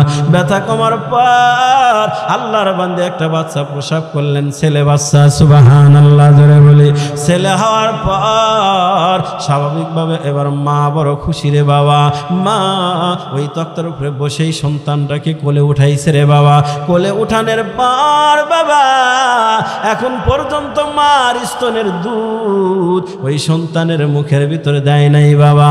এর নবীর উম্মতের দল, দিবে দিবে ভাব। ঠিক এমন টাইমে আল্লাহ তাআলা মালাকুল মউত আজরাইলকে ডাক দেয়, বলে ও আজরাইল ওই যে যাও দরিয়ার ভিতরে তক্তার উপরে ভাসমান আমার বান্দি তার সন্তানকে কোলে উঠাইছে, এখন পর্যন্ত মুখের ভিতরে দুধ দেয় নাই, তাড়াতাড়ি যাও দুধ মুখে দেওয়ার আগেই তার জান খানা কবজ করে নিয়ে আসো। এর নবীর উম্মতের দল, আল্লাহ পাক যখন মালাকুল মউত আজরাইলকে হুকুম দিলেন, মালাকুল মউত আজরাইল আসমানে ফেরেশতাদেরকে বলতেছিল, রে বাবা আল্লাহ হুকুম করলেন আমি যখন দুনিয়ার ভিতরে আসলাম জান কবজ করার জন্য। এর নবীর উম্মতের দল তখন বলেন আমার একটু মায়া লাগলো, এই মাত্র বাচ্চা প্রসব করলো, এই বাচ্চাটাকে এখন পর্যন্ত মুখের দুধ মা মুখে দেয় নাই, এই হালাতে মার জান খানা কবজ করে নিয়ে গেলে এই বাচ্চার কি হবে? এই বাচ্চার দিকে তাকাইয়া আমার একটু মায়া লাগছিল, কিন্তু কি করব? আল্লাহ পাকের বিধান, আল্লাহ পাকের হুকুম, জীবন গেলেও তো আল্লাহ পাকের হুকুমের বিরোধিতা করার ক্ষমতা নাই।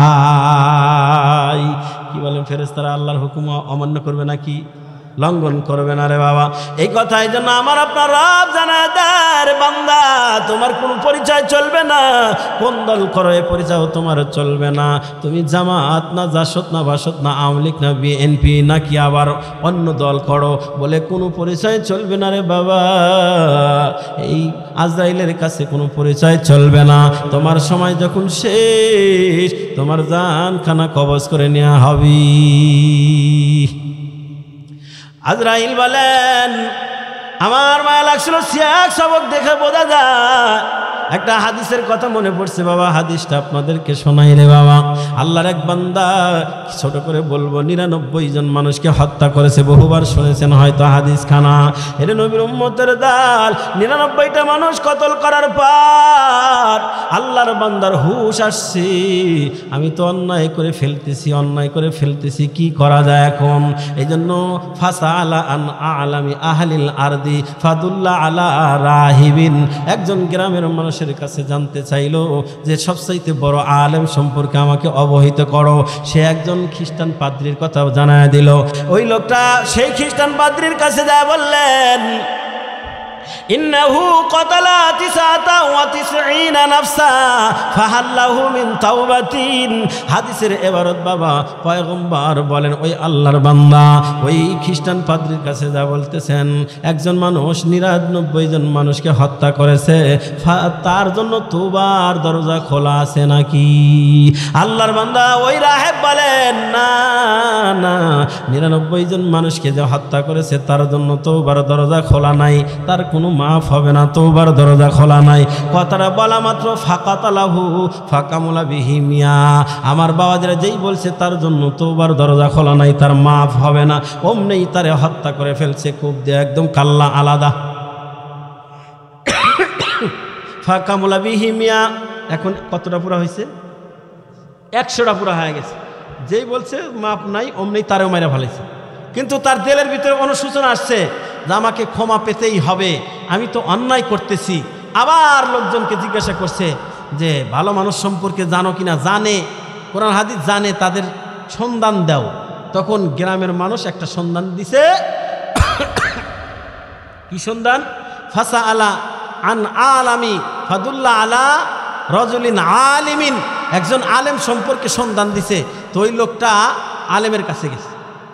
মনে করেন বোঝানোর জন্য বলি, আপনাদের ইমাম সাহেবের কথা বলে দিছে যে ভবানীপুর মসজিদে যাও, মসজিদের ইমাম সাহেব খুব জানাশোনা, ওই হুজুরের কাছে গেলে তুমি তওবা করতে পারো।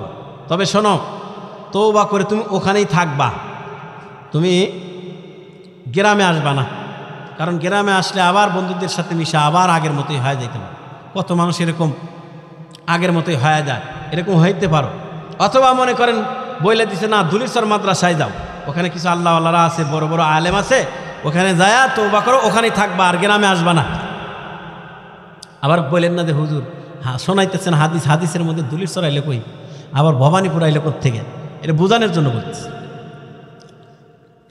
তো দুলিশ্বর মাদ্রাসার দিকে রওনা, তওবা করার নিয়তে, কিন্তু দুলিশ্বর মাদ্রাসার দিকে যাইতেছে। এখান থেকে রওনা দিছে, মনে করেন দুলিশ্বর মাদ্রাসা এখনো পায় নাই, মাঝামাঝি গেছে। মাঝামাঝি কোথায় হবে? তুরাবগঞ্জে, সন্তোষ। আচ্ছা ধরেন সন্তোষ পর্যন্ত গেছে। সন্তোষ পর্যন্ত যাওয়ার পর ফাংতালাকা হাত্তা ইদা নিসফাত তরিক, যখন লোকটা তওবা করার জন্য নিয়ত করে যখন রওনা দিছে বাবা, রাস্তার মাঝামাঝি যাওয়ার পর মনে করেন সন্তোষ পর্যন্ত গেছে, অথবা মনে করেন তুরাবগঞ্জ পর্যন্ত গেছে রে বাবা, অথবা ধরেন চারাবাড়ি গেছে। চারাবাড়ি পর্যন্ত যাওয়ার পর ফাআতাহুম, আমার বাজিরা, মালাকুল মউত এসে হাজির। মালাকুল মউত এসে বলে ভাইজান রেডি হয়ে যান, মৃত্যুর জন্য তৈয়ার হয়ে যান রে বাবা। এবার এই লোকটা বলেন যিনি তওবা করার জন্য রওনা দিছে বাবা, কয় ভাইজান আমি একটু দুলিশ্বর মাদ্রাসায় যাব, তওবা করব, এরপরে আমার জান তুমি কওয়াজ করে নিও, আমার কোনো আফসোস থাকবে না, আমার একটু সময় দাও, আমি একটু তওবা করে মরতে চাই। বলেন না আজরাইল তাকে সময় দিবে নাকি? সময় দিবে না। আমার ভাইদের তার জান খানা কওয়াজ করে নিয়ে আসা হলো। আবার এ বাবা জান কওয়াজ করে নিয়ে যাওয়ার পর ফাখতাসামাত ফিহি মালাইকাতুর রাহমাতি ওয়া মালাইকাতুল আযাব, জান কওয়াজ করার পর দুই দল ফেরেশতা এসে হাজির হয়ে গেছে। কয় দল? 2 দল ফেরেশতা আসছে বাবা। গরম পানি থাকলে একটু দিয়েন তো। 2 দল ফেরেশতা আসছে, এক দল হলো রহমতের ফেরেশতা, আর এক দল হলো আযাবের ফেরেশতা। আমার বাবাজিরা নবীজির ভাষার মধ্যে বলেন ফাখতাসামাত ফিহি মালাইকাতুর রাহমাতি ওয়া মালাইকাতুল আযাব। এরে বাবা আযাবের ফেরেশতা এবং রহমতের ফেরেশতার মধ্যে কথোপকথন শুরু হয়ে গেছে, ঝগড়া শুরু হয়ে গেছে। আমার ভাই কি ঝগড়া রে বাবা? এরে নবীর উম্মতের দল ওয়াকালাত মালাইকাতুর রাহমা জাআত আইবান মুকবিলান বিকলবিহি ইলাল্লাহি তাআলা। রহমতের ফেরেশতারা ডাক দে বলেন ও আযাবের ফেরেশতারা, এই আল্লাহর বান্দা তওবা করার নিয়তে সে বের হয়েছিল, রাস্তার মাঝামাঝি আসার পরে তার মরণ হয়ে গেছে, এই জন্য আমরা তাকে জান্নাতে নিয়ে যাব।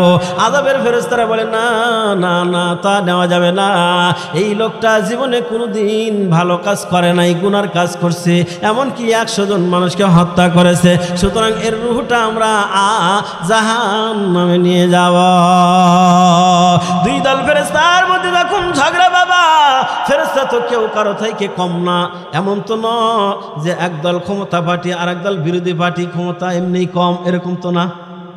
দুনিয়ার এরকম হয়, যেই দল ক্ষমতা থাকে আর যেই দল ক্ষমতা থাকে না, শক্তি কিন্তু অর্ধেক অর্ধেক। কথা বলেন ঠিক কিনা? যেই দল ক্ষমতা থাকে তার পাওয়ারই আলাদা, আর যে ক্ষমতা থাকে না তার কোনো পাওয়ার নাই। কথা কয় না? ঠিক ওইরকমই যে ফেরেশতা যে ওইরকম তা তো না, দুই দলই তো কার? আযাবের ফেরেশতাও আল্লাহর, রহমতের ফেরেশতারাও কার? মালিক তো একজনই, ওখানে দল আর বিরোধী দল নাই যে আযাবের ফেরেশতা বিরোধী দলের, রহমতের ফেরেশতারা সরকার দলের, এরকম তো না যে তাদের শক্তি বেশি, পুলিশের ক্ষমতা আছে। কারণ পুলিশকে সাথে নিয়ে যারা ক্ষমতা থাকে, পুলিশকে সাথে নিয়ে মানুষ মারে। কথা কয় না? ক্ষমতায় যারাই থাকুক, আপনারা আমরা রাগ করে না যে হুজুর আওয়ামী লীগের কথা বানি কইতেছে, বিএনপি গেলে ওই একই কারবার। যারা ক্ষমতা থাকে তারা পুলিশ সাথে নিয়ে মানুষের উপরে ঝাঁপায়া পড়ে। এটা আমি ক্ষমতা গেলে মনে হয় এরকমই করবো মনে হইতেছে আর কি। খেয়াল করেন, দুনিয়ার এটা নিয়ম হয়ে গেছে, যেই দল পাওয়ারে সেই দলের সাথে পুলিশ আছে। তো ফেরেশতাদের সাথে তো আর এরকম না, দুই দলের মালিকই একজন। এখন দুই দলই ঝগড়া করে, ওরা কয় আমরা জান্নাতে নিব, ওরা কয় আমরা জাহান্নামে নিব। কেউ কারো থেকে কম না। এখন এটা মেটা দরকার আছে না নাই? এটা আল্লাহ দেখতেছে না? দেখেন না, আল্লাহই তো দেখতেছেন, আল্লাহই পাঠাইছেন, সবই আল্লাহর খেলা। তো এই দুই দল ফেরেশতার মধ্যে মীমাংসা করার জন্য ফাআতাহুম মালাকুন ফি সূরাতি আদামিয়্যিন, একজন মানুষের সুরতে আল্লাহ একজন ফেরেশতা পাঠিয়ে দিয়েছে। সুবহানাল্লাহ বলে। মানুষের সুরতে ফেরেশতা এসে বলে, এই তোমরা থামো, দুই দলই থামো, এই রহমতের ফেরেশতারা থামো, আযাবের ফেরেশতারা থামো, আমি একটা মীমাংসা দেই, দেখো মানা যায় কিনা। কি মীমাংসা?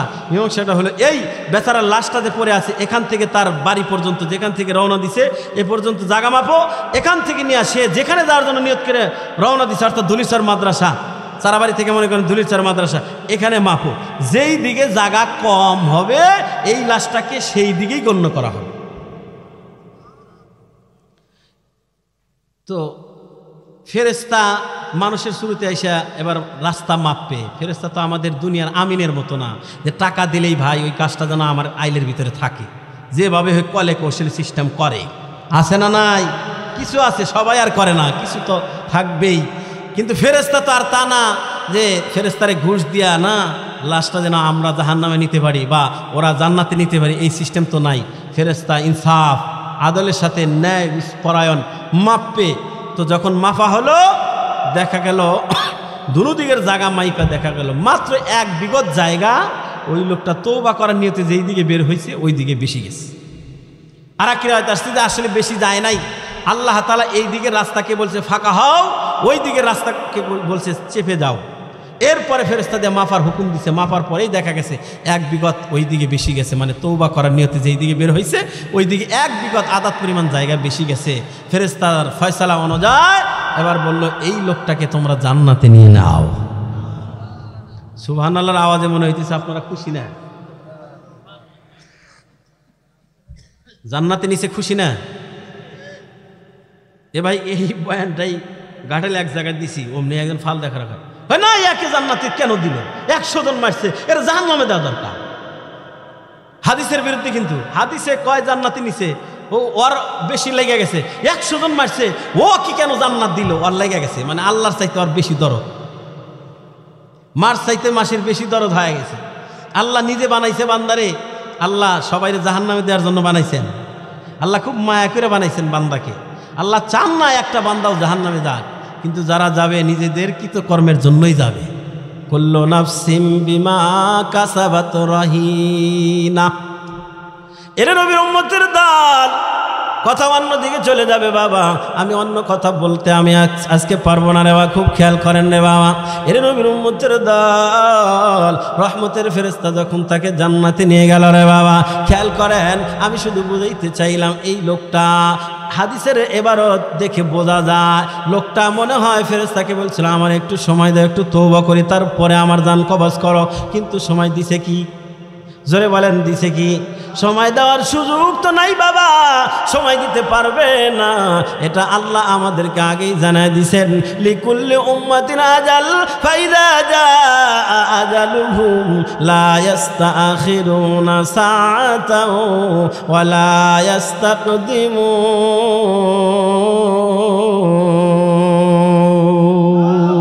আল্লাহ সময় দিবে না বাবা, আমাদের কেউ সময় দিবে না রে বাবা। এর নবীর উম্মতের দল, এই জন্য মরণের জন্য সব সময় তৈয়ার থাকা। কখন যেন মালাকুল মউত আমার সামনে এসে যায়, কখন যেন মসজিদের খাটটা আমার ঘরের দরজায় এসে যায়, কখন যেন মাইকের মসজিদের মাইক দিয়ে এলানো হয়ে যায়, অমুক আর নাই রে বাবা। এর নবীর উম্মতের দল, ওই মরণের প্রস্তুতি মানে কবরে যেতে পারবি।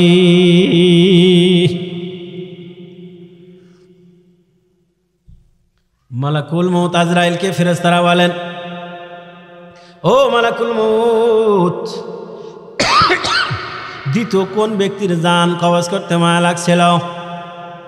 এক নম্বর, ওই যে আল্লাহর বান্দির জান কবজ করতে মায়া লাগছে। এ বাবা, মালাকুল মউত আল্লাহর বান্দির জান কবজ করে নিয়ে যায়। এরপরে ওই শিশু বাচ্চাটার কি হালাত হয়, লম্বা ঘটনা, আজকে ওইটা বলার সুযোগ নাই রে বাবা। এতটুকু বলি, এক রাত আসছে, আল্লাহর ওই বান্দি যে কোলের ভিতরে তার বাচ্চা নিছেন, আর মার জান কবজ করে নিয়ে যাওয়া হলো। আল্লাহ ওইভাবে লাশটাকে ওইভাবেই শক্ত করে রাখছেন, আর ওই বাচ্চাটা মার কোলের ভিতরে আল্লাহ এমন ঘুম পাড়া রাখছেন, ওই বাচ্চা আর টেরও পায় নাই যে মা মারা গেছি। সুবহানাল্লাহ। এর নবীর উম্মতের দল, এরপরে বাঁচতেছেন। এরপরে বাচ্চাটার কি হলো, লম্বা কথা আমার বাবাজিরা। এবার মালাকুল মউত আজরাইল ফেরেশতাকে ডাক দেয়া বলেন, দুই নাম্বার কোন ব্যক্তির জান কবজ করতে মায়া লাগছে? এবার মালাকুল মউত আজরাইল ফেরেশতাদেরকে ডাক দেয়া বলে, ও ফেরেশতার দলেরা শুনে নাও, দ্বিতীয় ওই ব্যক্তির জান কবজ করতে মায়া লাগছে, যেই ব্যক্তির নাম হয়তো সকলেই জানা আছে, আমার বাজার নাম হলো বাদশাহ সাদ্দাত। নামটা কিন্তু সুপরিচিত, কথা বলেন ঠিক কিনা? এই বাদশাহ সাদ্দাতকে যখন হুদ আলাইহিস সালাতু ওয়াস সালাম দাওয়াত দেয়, বলে দাওয়াত দিলে, দাওয়াত কবুল করলে, ইসলাম কবুল করলে কি হবে? বলে মারা গেলে আল্লাহ তোমাকে জান্নাত দিবে, এই নাজ নিয়ামত দিবে। কয় তোমার আল্লাহর জান্নাতের দরকার নাই, নাউজুবিল্লাহ, জোরে কন। এই কথা বইলা আমার বাজার সে নিজেই জান্নাত বানানোর কাজ শুরু করে দিল রে বাবা। যদিও সেটাকে জান্নাত বলা ঠিক হবে না, কারণ আল্লাহ পাকের তৈরি করা জান্নাত কত সুন্দর হবে, কেমন হবে। লা আইনুন রাআত ওয়ালা উযুনুন সামিআত ওয়ালা খাতারা আলা কলবি বাশার। সাদ্দাত কেন, সাদ্দাতের বাবাও জানে না জান্নাত কেমন, কথা বলেন ঠিক কিনা? ধরে নিলাম বাদশাহ সাদ্দাত যেটা বানাইছে ওর নাম অনুযায়ী জান্নাত বানাইছে বাবা। অনেক কষ্ট করে আমার বাবা বহুদিন যাবত কষ্ট করে একটা জান্নাত বানাইছে রে বাবা। জান্নাত বানানোর পর এবার আমার বাবাদের একটা সময় নির্ধারণ করলো যে ওই জান্নাত উদ্বোধন করা হবে। যেমন আমাদের দেশের নেতা নেত্রীরা বড় বড় ব্রিজ কালপার কইরা ওইটা উদ্বোধন করার জন্য একটা অনুষ্ঠান করে রে বাবা। ঠিক ওই বাদশাহ সাদ্দাত ওর বানানো কথিত জান্নাত বানানোর পর এবার যখন আমার উদ্বোধন করার দিন ধার্য করলো রে বাবা, এবার ওর রাজ দরবার থেকে ওই জান্নাত পর্যন্ত, ওর কথিত জান্নাত আমানের জান্নাত পর্যন্ত দুই পাশ দিয়ে আমার বাবা মানুষ দাঁড় করে রাখছে। আর ওই বাদশাহ সাদ্দাত তার দরবার থেকে উটের উপরে আরোহণ করে যাবে, আর ছেলেট নিতে নিতে ওর জান্নাত উদ্বোধন করবে। এই নিয়ে দেখুন ওই বাদশাহ সাদ্দাত তার দরবার থেকে বের হলো রে বাবা। কিছু আগাইতেই একটা ভিক্ষুক আমার বাবাজিরা জামা কাপড়গুলা ময়লা দেখা যায়, বোতাম একটার সাথে মিল নাই, নিচেরটা উপরের সাথে, হাতে একটা লাঠি, কাঁধে একটা ঝোল্লা। আমার পিছন থেকে ডাক দেয়, বাদশাহ সাদ্দাত তোমার সাথে আমার কিছু কথা ছিল। বাদশাহ সাদ্দাতকে যখন জোরে ডাক দিছে রে বাবা, ওই বাদশাহ সাদ্দাতের পিছনে কিছু মানুষ আছে রে বাবা, যারা সবসময় বাদশার পিছনে পিছনেই থাকে। যেমন আমাদের দেশের মেম্বার চেয়ারম্যানের পিছনে 2-4 জন থাকে, এমপির পিছনে 10-15 জন 20 জন করে থাকে, আছে না নাই? বাদশাহ সাদ্দাতের পিছনের বডিগার্ড যারা, ওরা বলে খবরদার, আজকে বাদশাহ যাচ্ছে একটা শুভ কাজে, বাদশাকে পিছন থেকে ডাক দিবা না, যা কিছু দরকার ওই দরবারে বসে থাকো, বাদশাহ উদ্বোধন করে আসার পর তোমার কথা বইলু। এ বাবা তাকে সরাই দিছে, বাদশা পর্যন্ত যেতে দেয় নাই। বাদশা এবার ছেলে নিতে নিতে যখন আমার বাবা ওর কথিত জান্নাতের দরজা পর্যন্ত গেছে, জান্নাতের দরজার কাছে যাওয়ার পর এবার সবাই তাকে দেখে যে ভিক্ষুকটা পিছন দেখে ডাক দিয়েছিল বাদশা সাদ্দাতকে, ওই ভিক্ষুকটা যেন ওই জান্নাতের কথিত জান্নাতের দরজার পাশে দাঁড়ানো। জোরে বলে সুবহানাল্লাহ। ওই জান্নাতের দরজার পাশে দাঁড়ানো দেখা ওই বাদশা সাদ্দাতের যারা বডিগার্ড তারা কয়, কি ব্যাপার তুই আমাদের আগে কেমনে আসলি? তোরে না আমরা সরাই দিলাম, তোকে না বললাম আজকে কিছু চাষ না, কারণ আমাদের বাদশা যাইতেছে একটা ভালো কাজে, শুভ কাজে, আজকে কি ভিক্ষা দেওয়ার দিন নাকি? তুই কেমনে আমাদের আগে কেমনে আসলি রে বাবা? এরে নবীর উম্মতের দল। এবার ওই ভিক্ষুককে যখন শাসাইতেছিল বাদশা সাদ্দাত ডাক দেওয়া, খবরদার ভিক্ষুককে তোমরা শাসায় না, আজকে আমি একটা ভালো কাজে যাইতেছি, কাউকে মনে কষ্ট দেব না, দেখি লোকটা কেন আসছে, কি বলতে চায়। এবার বাদশা সাদ্দাত বলে, ভাই কি বলতে চাও এবার তুমি বলো। এবার ওই ভিক্ষুক বেশি আসলে ভিক্ষুক নয়, দুনিয়ার কোনো মানুষ নয়, ওটা হলো মালাকুল মউত আজরাইল। মালাকুল মউত আমার বাজিরা, মালাকুল মউত ডাকতে বলে, বাদশা সাদ্দাত আমি আপনার সাথে একটু কানে কানে দুইটা কথা বলবো, আপনার কাল্লাটা একটু হালায় দেন। কিতাবের ভিতরে লেখা হয়, রাউজাতুস সাফার ভিতরে লেখা হয়, বাদশা সাদ্দাত তার কাল্লাটা উটের উপর থেকে এরকম ভাবে অথবা ঘোড়ার উপর থেকে এরকম হালায় দেয়। এবার মালাকুল মউত তার কানে কানে বলেন, আমি দুনিয়ার সাধারণ কোনো ভিক্ষুক নয়, দুনিয়ার টাকা পয়সা সাহায্যের জন্য আসি নাই, ভিক্ষা নেওয়ার জন্য আসি নাই, আমি হইলাম মালাকুল মউত, তোমার জান কবজ করার জন্য আসছি। কথাটা বলার পর বাদশা সাদ্দাত বিনয়ের সাথে বলে, ভাইজান আমারে শুধু 2 মিনিট সময় দিবা, আমি একটু ঢুকবো আর ভিতর দিয়ে ঘুরে আবার চলে আসবো, কারণ এত বছর ধরে এত কষ্ট করে আমি বানাইলাম, আমার মনের বড় চাহিদা, এটা দেখার পরে যদি আমি মরে যাই আমার দিলে কোনো কষ্ট থাকবে না, আমি একটু দেখবো, দেখার পরে আমার জান কবজ করে নিয়ে একটু সময় আমাকে দাও। বা ওই মালাকুল মউত বলে, না না সময় দেওয়া হবে না, আপনি তৈয়ার হয়ে যান, জান কবজ করার জন্য আমি তৈয়ার আছি, আপনি তৈয়ার হয়ে যান। এবার বাদশা সাদ্দাত একটু জোর করে ঢোকার জন্য কিতাবের ভিতরে লেখা হয়, তার একটা পা আমার ঘোড়ার উপরে আর একটা পা চৌকাট পায় পায় ভাব, তার কথিত জান্নাতের চৌকাট পায় পায় ভাব। ঠিক এই মুহূর্তে মালাকুল মউত তার জান কবজ করে নিয়ে যায়,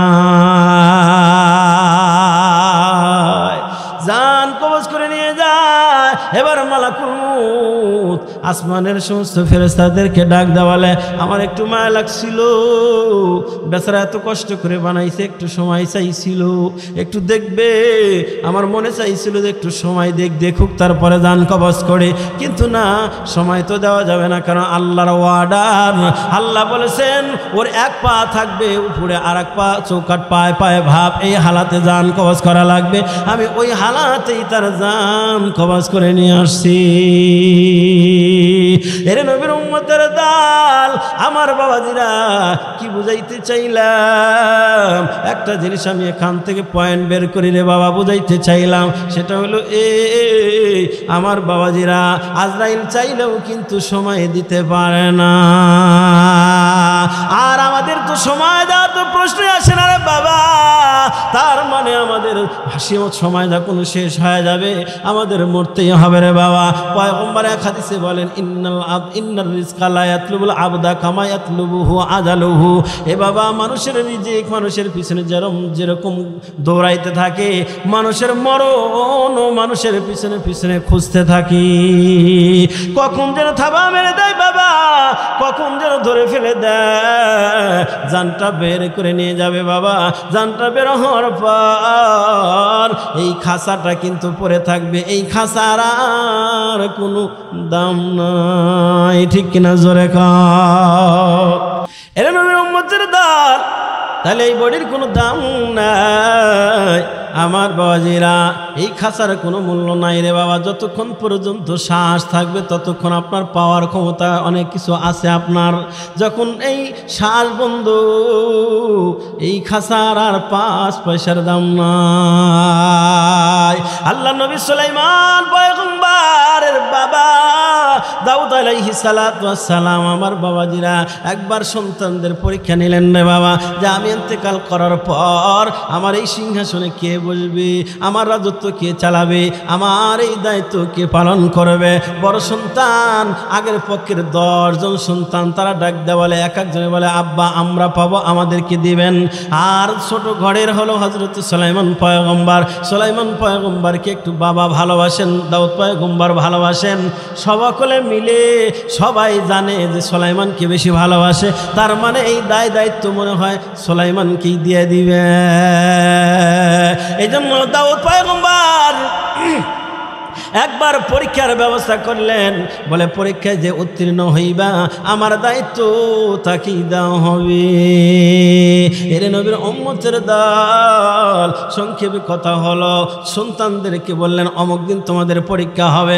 এবার ওই 10 সন্তান সবাই যুক্তি কইরা বিভিন্নভাবে বই কিতাব পড়তেছিল। আমার বাজারা তারা বলতেছিল সুলাইমান পর্যন্ত প্রশ্ন যেতে দেওয়া যাবে না, আগেই কিন্তু জবাব দেওয়া লাগবে। এবার যখন সেই নির্দিষ্ট সময় আসছে, দাউদ পয়গম্বর বড় সন্তানকে ডাক দেওয়া বলে বাবা একটা জিনিস তোমাদের কাছে জানতে চাই, বলো না বাবা মানুষের সব চাইতে দূরে কোন জিনিস, সবচেয়ে দূরে কি? এবার বড় সন্তান ডাক দেখায় বাবা আপনার সিংহাসন যদি না দেন তাইলে দূরে চলে গেল, মানে যার মনে যেটা ওইটাই বের হয়। এইভাবে 10 ছেলে 10টা উত্তর দেয়, কারোটা সঠিক না। সুলাইমান পয়গম্বরকে বলে বাবা তুমি বলো তো বাবা মানুষের সব চাইতে দূরে কি জিনিস?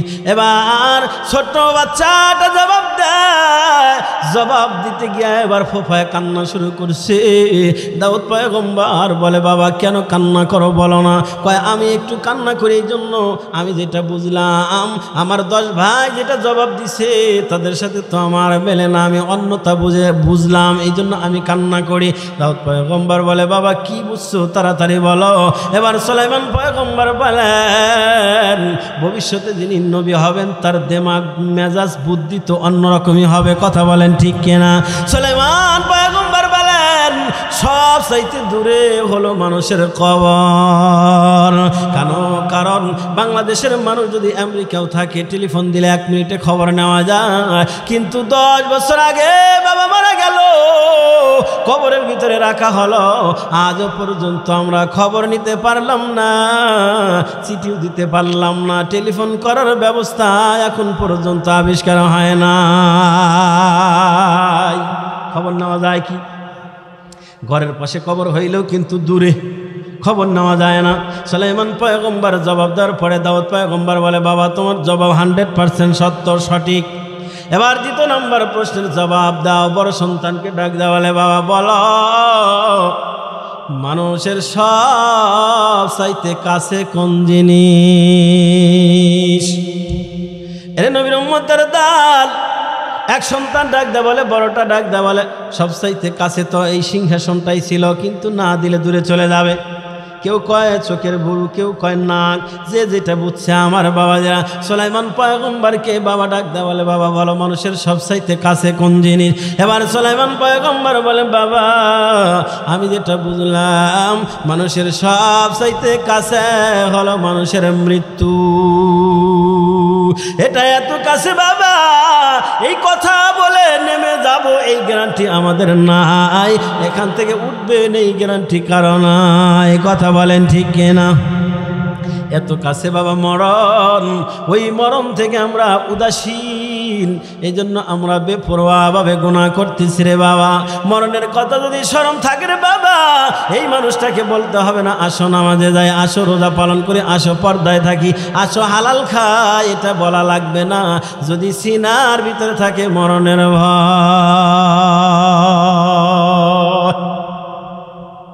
3 নাম্বার প্রশ্ন বাবা শেষ করে দিতেছি রে বাবা।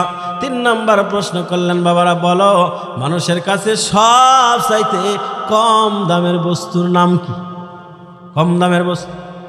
বড় সন্তান কয় কলার গাছ পুরা ছাই বানালে এটাই তো সবচেয়ে কম দাম। এ বাবা এটাও কিন্তু কম দাম না। একটা সময় দেখতাম নানি দাদিদেরকে কলা গাছ জ্বালায়া ছাই বানায়া কাপড় দিত, তাও তো দাম আছে। কিন্তু বড় ছেলে উত্তর দিছে, কেউ এক একজনে এক একটা জবাব দেয়। এবার সুলাইমান পয়গম্বরকে ডাক দেওয়ালে, বাবা বলো না মানুষের কাছে সব চাইতে কম দামের বস্তু কোন জিনিস? এবার সুলাইমান পয়গম্বর ডাক দেওয়ালে, বাবা সব চাইতে কম দামের অদামের বস্তু হলো মানুষের মরা লাশ। হে বাবা আমি যদি মরে যাই, আমার পরিবার এসে আপনাদেরকে যদি বলা, যেহেতু বর্তমান আপনাদের সামনে বয়ান করছিল এই লাশটা 5,000 টাকা দিয়ে আপনারা কিনে না মাটি দেন, আপনারা বলবেন আপনার পরিবার আপনার ছেলে, আপনি লাশটা বিক্রি করতেছেন আহাম্মুক কোথাকার, আপনার ছেলের লাশটা আমরা কেন কিনব? ঠিক কিনা জোরে কন। তার মানে দেহ থেকে শ্বাস বের হয়ে গেলে, রুহ বের হয়ে গেলে এই বডির আর কোনো দাম নাই। 5টা টাকা দাও, এই বডিটা আর কেউ কিনবে না রে বাবা, এটা সব চাইতে দামের বস্তু। এই জন্য সাবধান বাবা সাবধান। কিসের এত গর্ব করো, কিসের এত অহংকার, কিসের এত ক্ষমতা পাওয়ার দেখাও রে বাবা। এখন তোমার শ্বাস বন্ধ, তোমার সব কিছু বন্ধ। এ নবীর উম্মতের দান। এই জন্য আমাদের মৃত্যুর জন্য তৈয়ার থাকা লাগবে, সব সময় মরণের জন্য প্রস্তুতি নিয়ে থাকা লাগবে। সেটা হলো সবসময় আল্লাহর হুকুম মানব, আল্লাহ যা বর্জন করতে বলেছে তা আমরা বর্জন করব। রাজি আছি তো ইনশাআল্লাহ? কি বলেন রাজি আছি তো ইনশাআল্লাহ? আল্লাহ পাকের হুকুম আমরা মানব। আল্লাহ পাকের হুকুম 2 প্রকার, কিছু করণীয় কিছু বর্জনীয়। মা আতাকুমুর রাসূলু ফাখুযুহু ওয়া মা নাহাকুম আনহু ফান্তাহু। আল্লাহ পাকের হুকুম 2 প্রকার, কিছু করণীয় কিছু বর্জনীয়। করণীয় গেলা করব, বর্জনীয় গেলা আমরা বর্জন করব। আল্লাহ আমাকে আপনাদের সব ভাইকে কথাগুলো বুঝে আমল করা তৌফিক দান করুক। সকলে বলে আমিন। এক মিনিট হ্যাঁ, আমি হাদিসটা শেষ করে দেই। 2টা জিনিসের মাধ্যমে কলব পরিষ্কার হবে। 1 নাম্বার, নবী বলেন কাসরাতু যিকরিল মাউত, বেশি বেশি মরণের কথা স্মরণ করলে দিল সাফ হয়, পরিষ্কার হয়। এই লম্বা টাইম আলোচনা করলে এটার উপরেই। 2 নাম্বার, নবী বলেন ওয়াতিলাওয়াতিল কোরআন, যে যত বেশি কোরআন তেলাওয়াত করবে বাবা, শেষ হাদিসের তরজমা, যে যত বেশি কোরআন পড়বে তার কলব তত বেশি পরিষ্কার হবে বাবা। এই জন্য আমরা বেশি বেশি কোরআন তেলাওয়াত করবো রে বাবা। বলবেন হুজুর আমি কোরআন তেলাওয়াত পারি না। আপনি যদি সূরা ফাতিহা জানেন, অর্থাৎ আলহামদু সূরা, আমরা কই আলহামদুর সূরা, এই আলহামদু সূরাটাও যদি আপনার জানা থাকে বাবা, এটা আপনি বারবার পড়তে থাকেন বাবা। সূরা ইখলাস জানা আছে, কুলহুর সূরা, আপনি এটা বারবার পড়তে থাকেন। সূরা কাউসার, ইন্না আ'তাইনাকাল কাউসার আপনার জানা আছে, এটাই আপনি বারবার পড়তে থাকেন। বারবার তেলাওয়াতের মাধ্যমে আপনার কলবের জং পরিষ্কার হয়ে যাবে। আর কলব যখন পরিষ্কার হবে বাবা, তখন অটোমেটিক কলবের ভিতরে আপনার জাগ্রত হবে, কলবের ভিতরে আগ্রহ পয়দা হবে। আমি এটা জানি না, এটা জানা দরকার, এটা বর্জন করা দরকার, এটা শেখা দরকার। এটা কলবের ভিতরে আমার বাবাজিরা তখন অনুভূতি জাগ্রত হবে, কলব যখন পরিষ্কার হবে। ঠিক কিনা বলেন? এই জন্য বাবা আপনার যেই সূরা মুখস্থ আছে ওইটাই বারবার তেলাওয়াত করতে থাকেন। সূরা ফাতিহা বারবার পড়তে থাকেন। সূরা ফাতিহা তো কোরআনুল কারীম রে আমার বাবাজিরা। এই কোরআনুল কারীমের সূরা ফাতিহাই যদি আপনি পড়তে থাকেন, যতবার পড়বেন ততবার কলিজা পরিষ্কার হবে, কলবটা সুন্দর হবে রে বাবা। কলব পরিষ্কার হয়ে যাবে। কলব যখন পরিষ্কার হয় লোকটা অটোমেটিক আখিরাতমুখী হইয়া যায়। এই 2টা জিনিস আমার বাবাজির স্মরণ রাখবো। একটা হলো কাসরাতু যিকরিল মাউত, বেশি বেশি মরণের কথা স্মরণ। এই কখন বানি আমি মরে যাই, এই তো আমার সঙ্গী চলে গেল, এই তো আমার বড় ভাই গেল, বা এই তো আমার ছোট ভাই চলে গেল। ছোট ভাই গেল মানে আমাকে মেসেজ দিয়ে গেল, ভাই আমি চলে গেলাম, তুমি রেডি থাকো। ঠিক কিনা বলেন? আপনার বন্ধু চলে গেল, একসাথে লেখাপড়া করছেন কলেজে, আপনার বন্ধু মারা গেল, তার মানে আপনার বন্ধু আপনাকে মেসেজ দিয়ে গেল, বন্ধু আমি তো চলে গেলাম, তুমি রেডি থাকো। এইভাবে যারা যাচ্ছে সকলেই মেসেজ দিয়ে যাচ্ছে যে আপনাকেও আসতে হবে, খাটে উঠতে হবে, কবরে যাওয়া লাগবে, মরতে হবে। এই জিকিরটা যদি আমরা একবার কলবে বসাইতে পারি, দেখবেন অটোমেটিক এই লোকটা খারাপ কাজ ছেড়ে দিবে, ভালো কাজ করার আগ্রহ দিলে পয়দা হবে, ভালো কাজ করতে মনে চাবে। এই জন্য 2 নাম্বার হলো বেশি থেকে বেশি কোরআন তেলাওয়াত। আর শুরুতে একটা আমল দিছি, দৈনিক কতবার যেন? 100 বার। কি শব্দটা কি? সুবহানাল্লাহি ওয়া বিহামদিহি। মনে থাকবে না ইনশাআল্লাহ? এই কথাগুলো আল্লাহ যেন আমাকে আগে আমল করার তৌফিক দেয়, এরপরে আল্লাহ যেন আপনাদের সব ভাইকে আমল করার তৌফিক দান করে। সকলে বলে আমিন।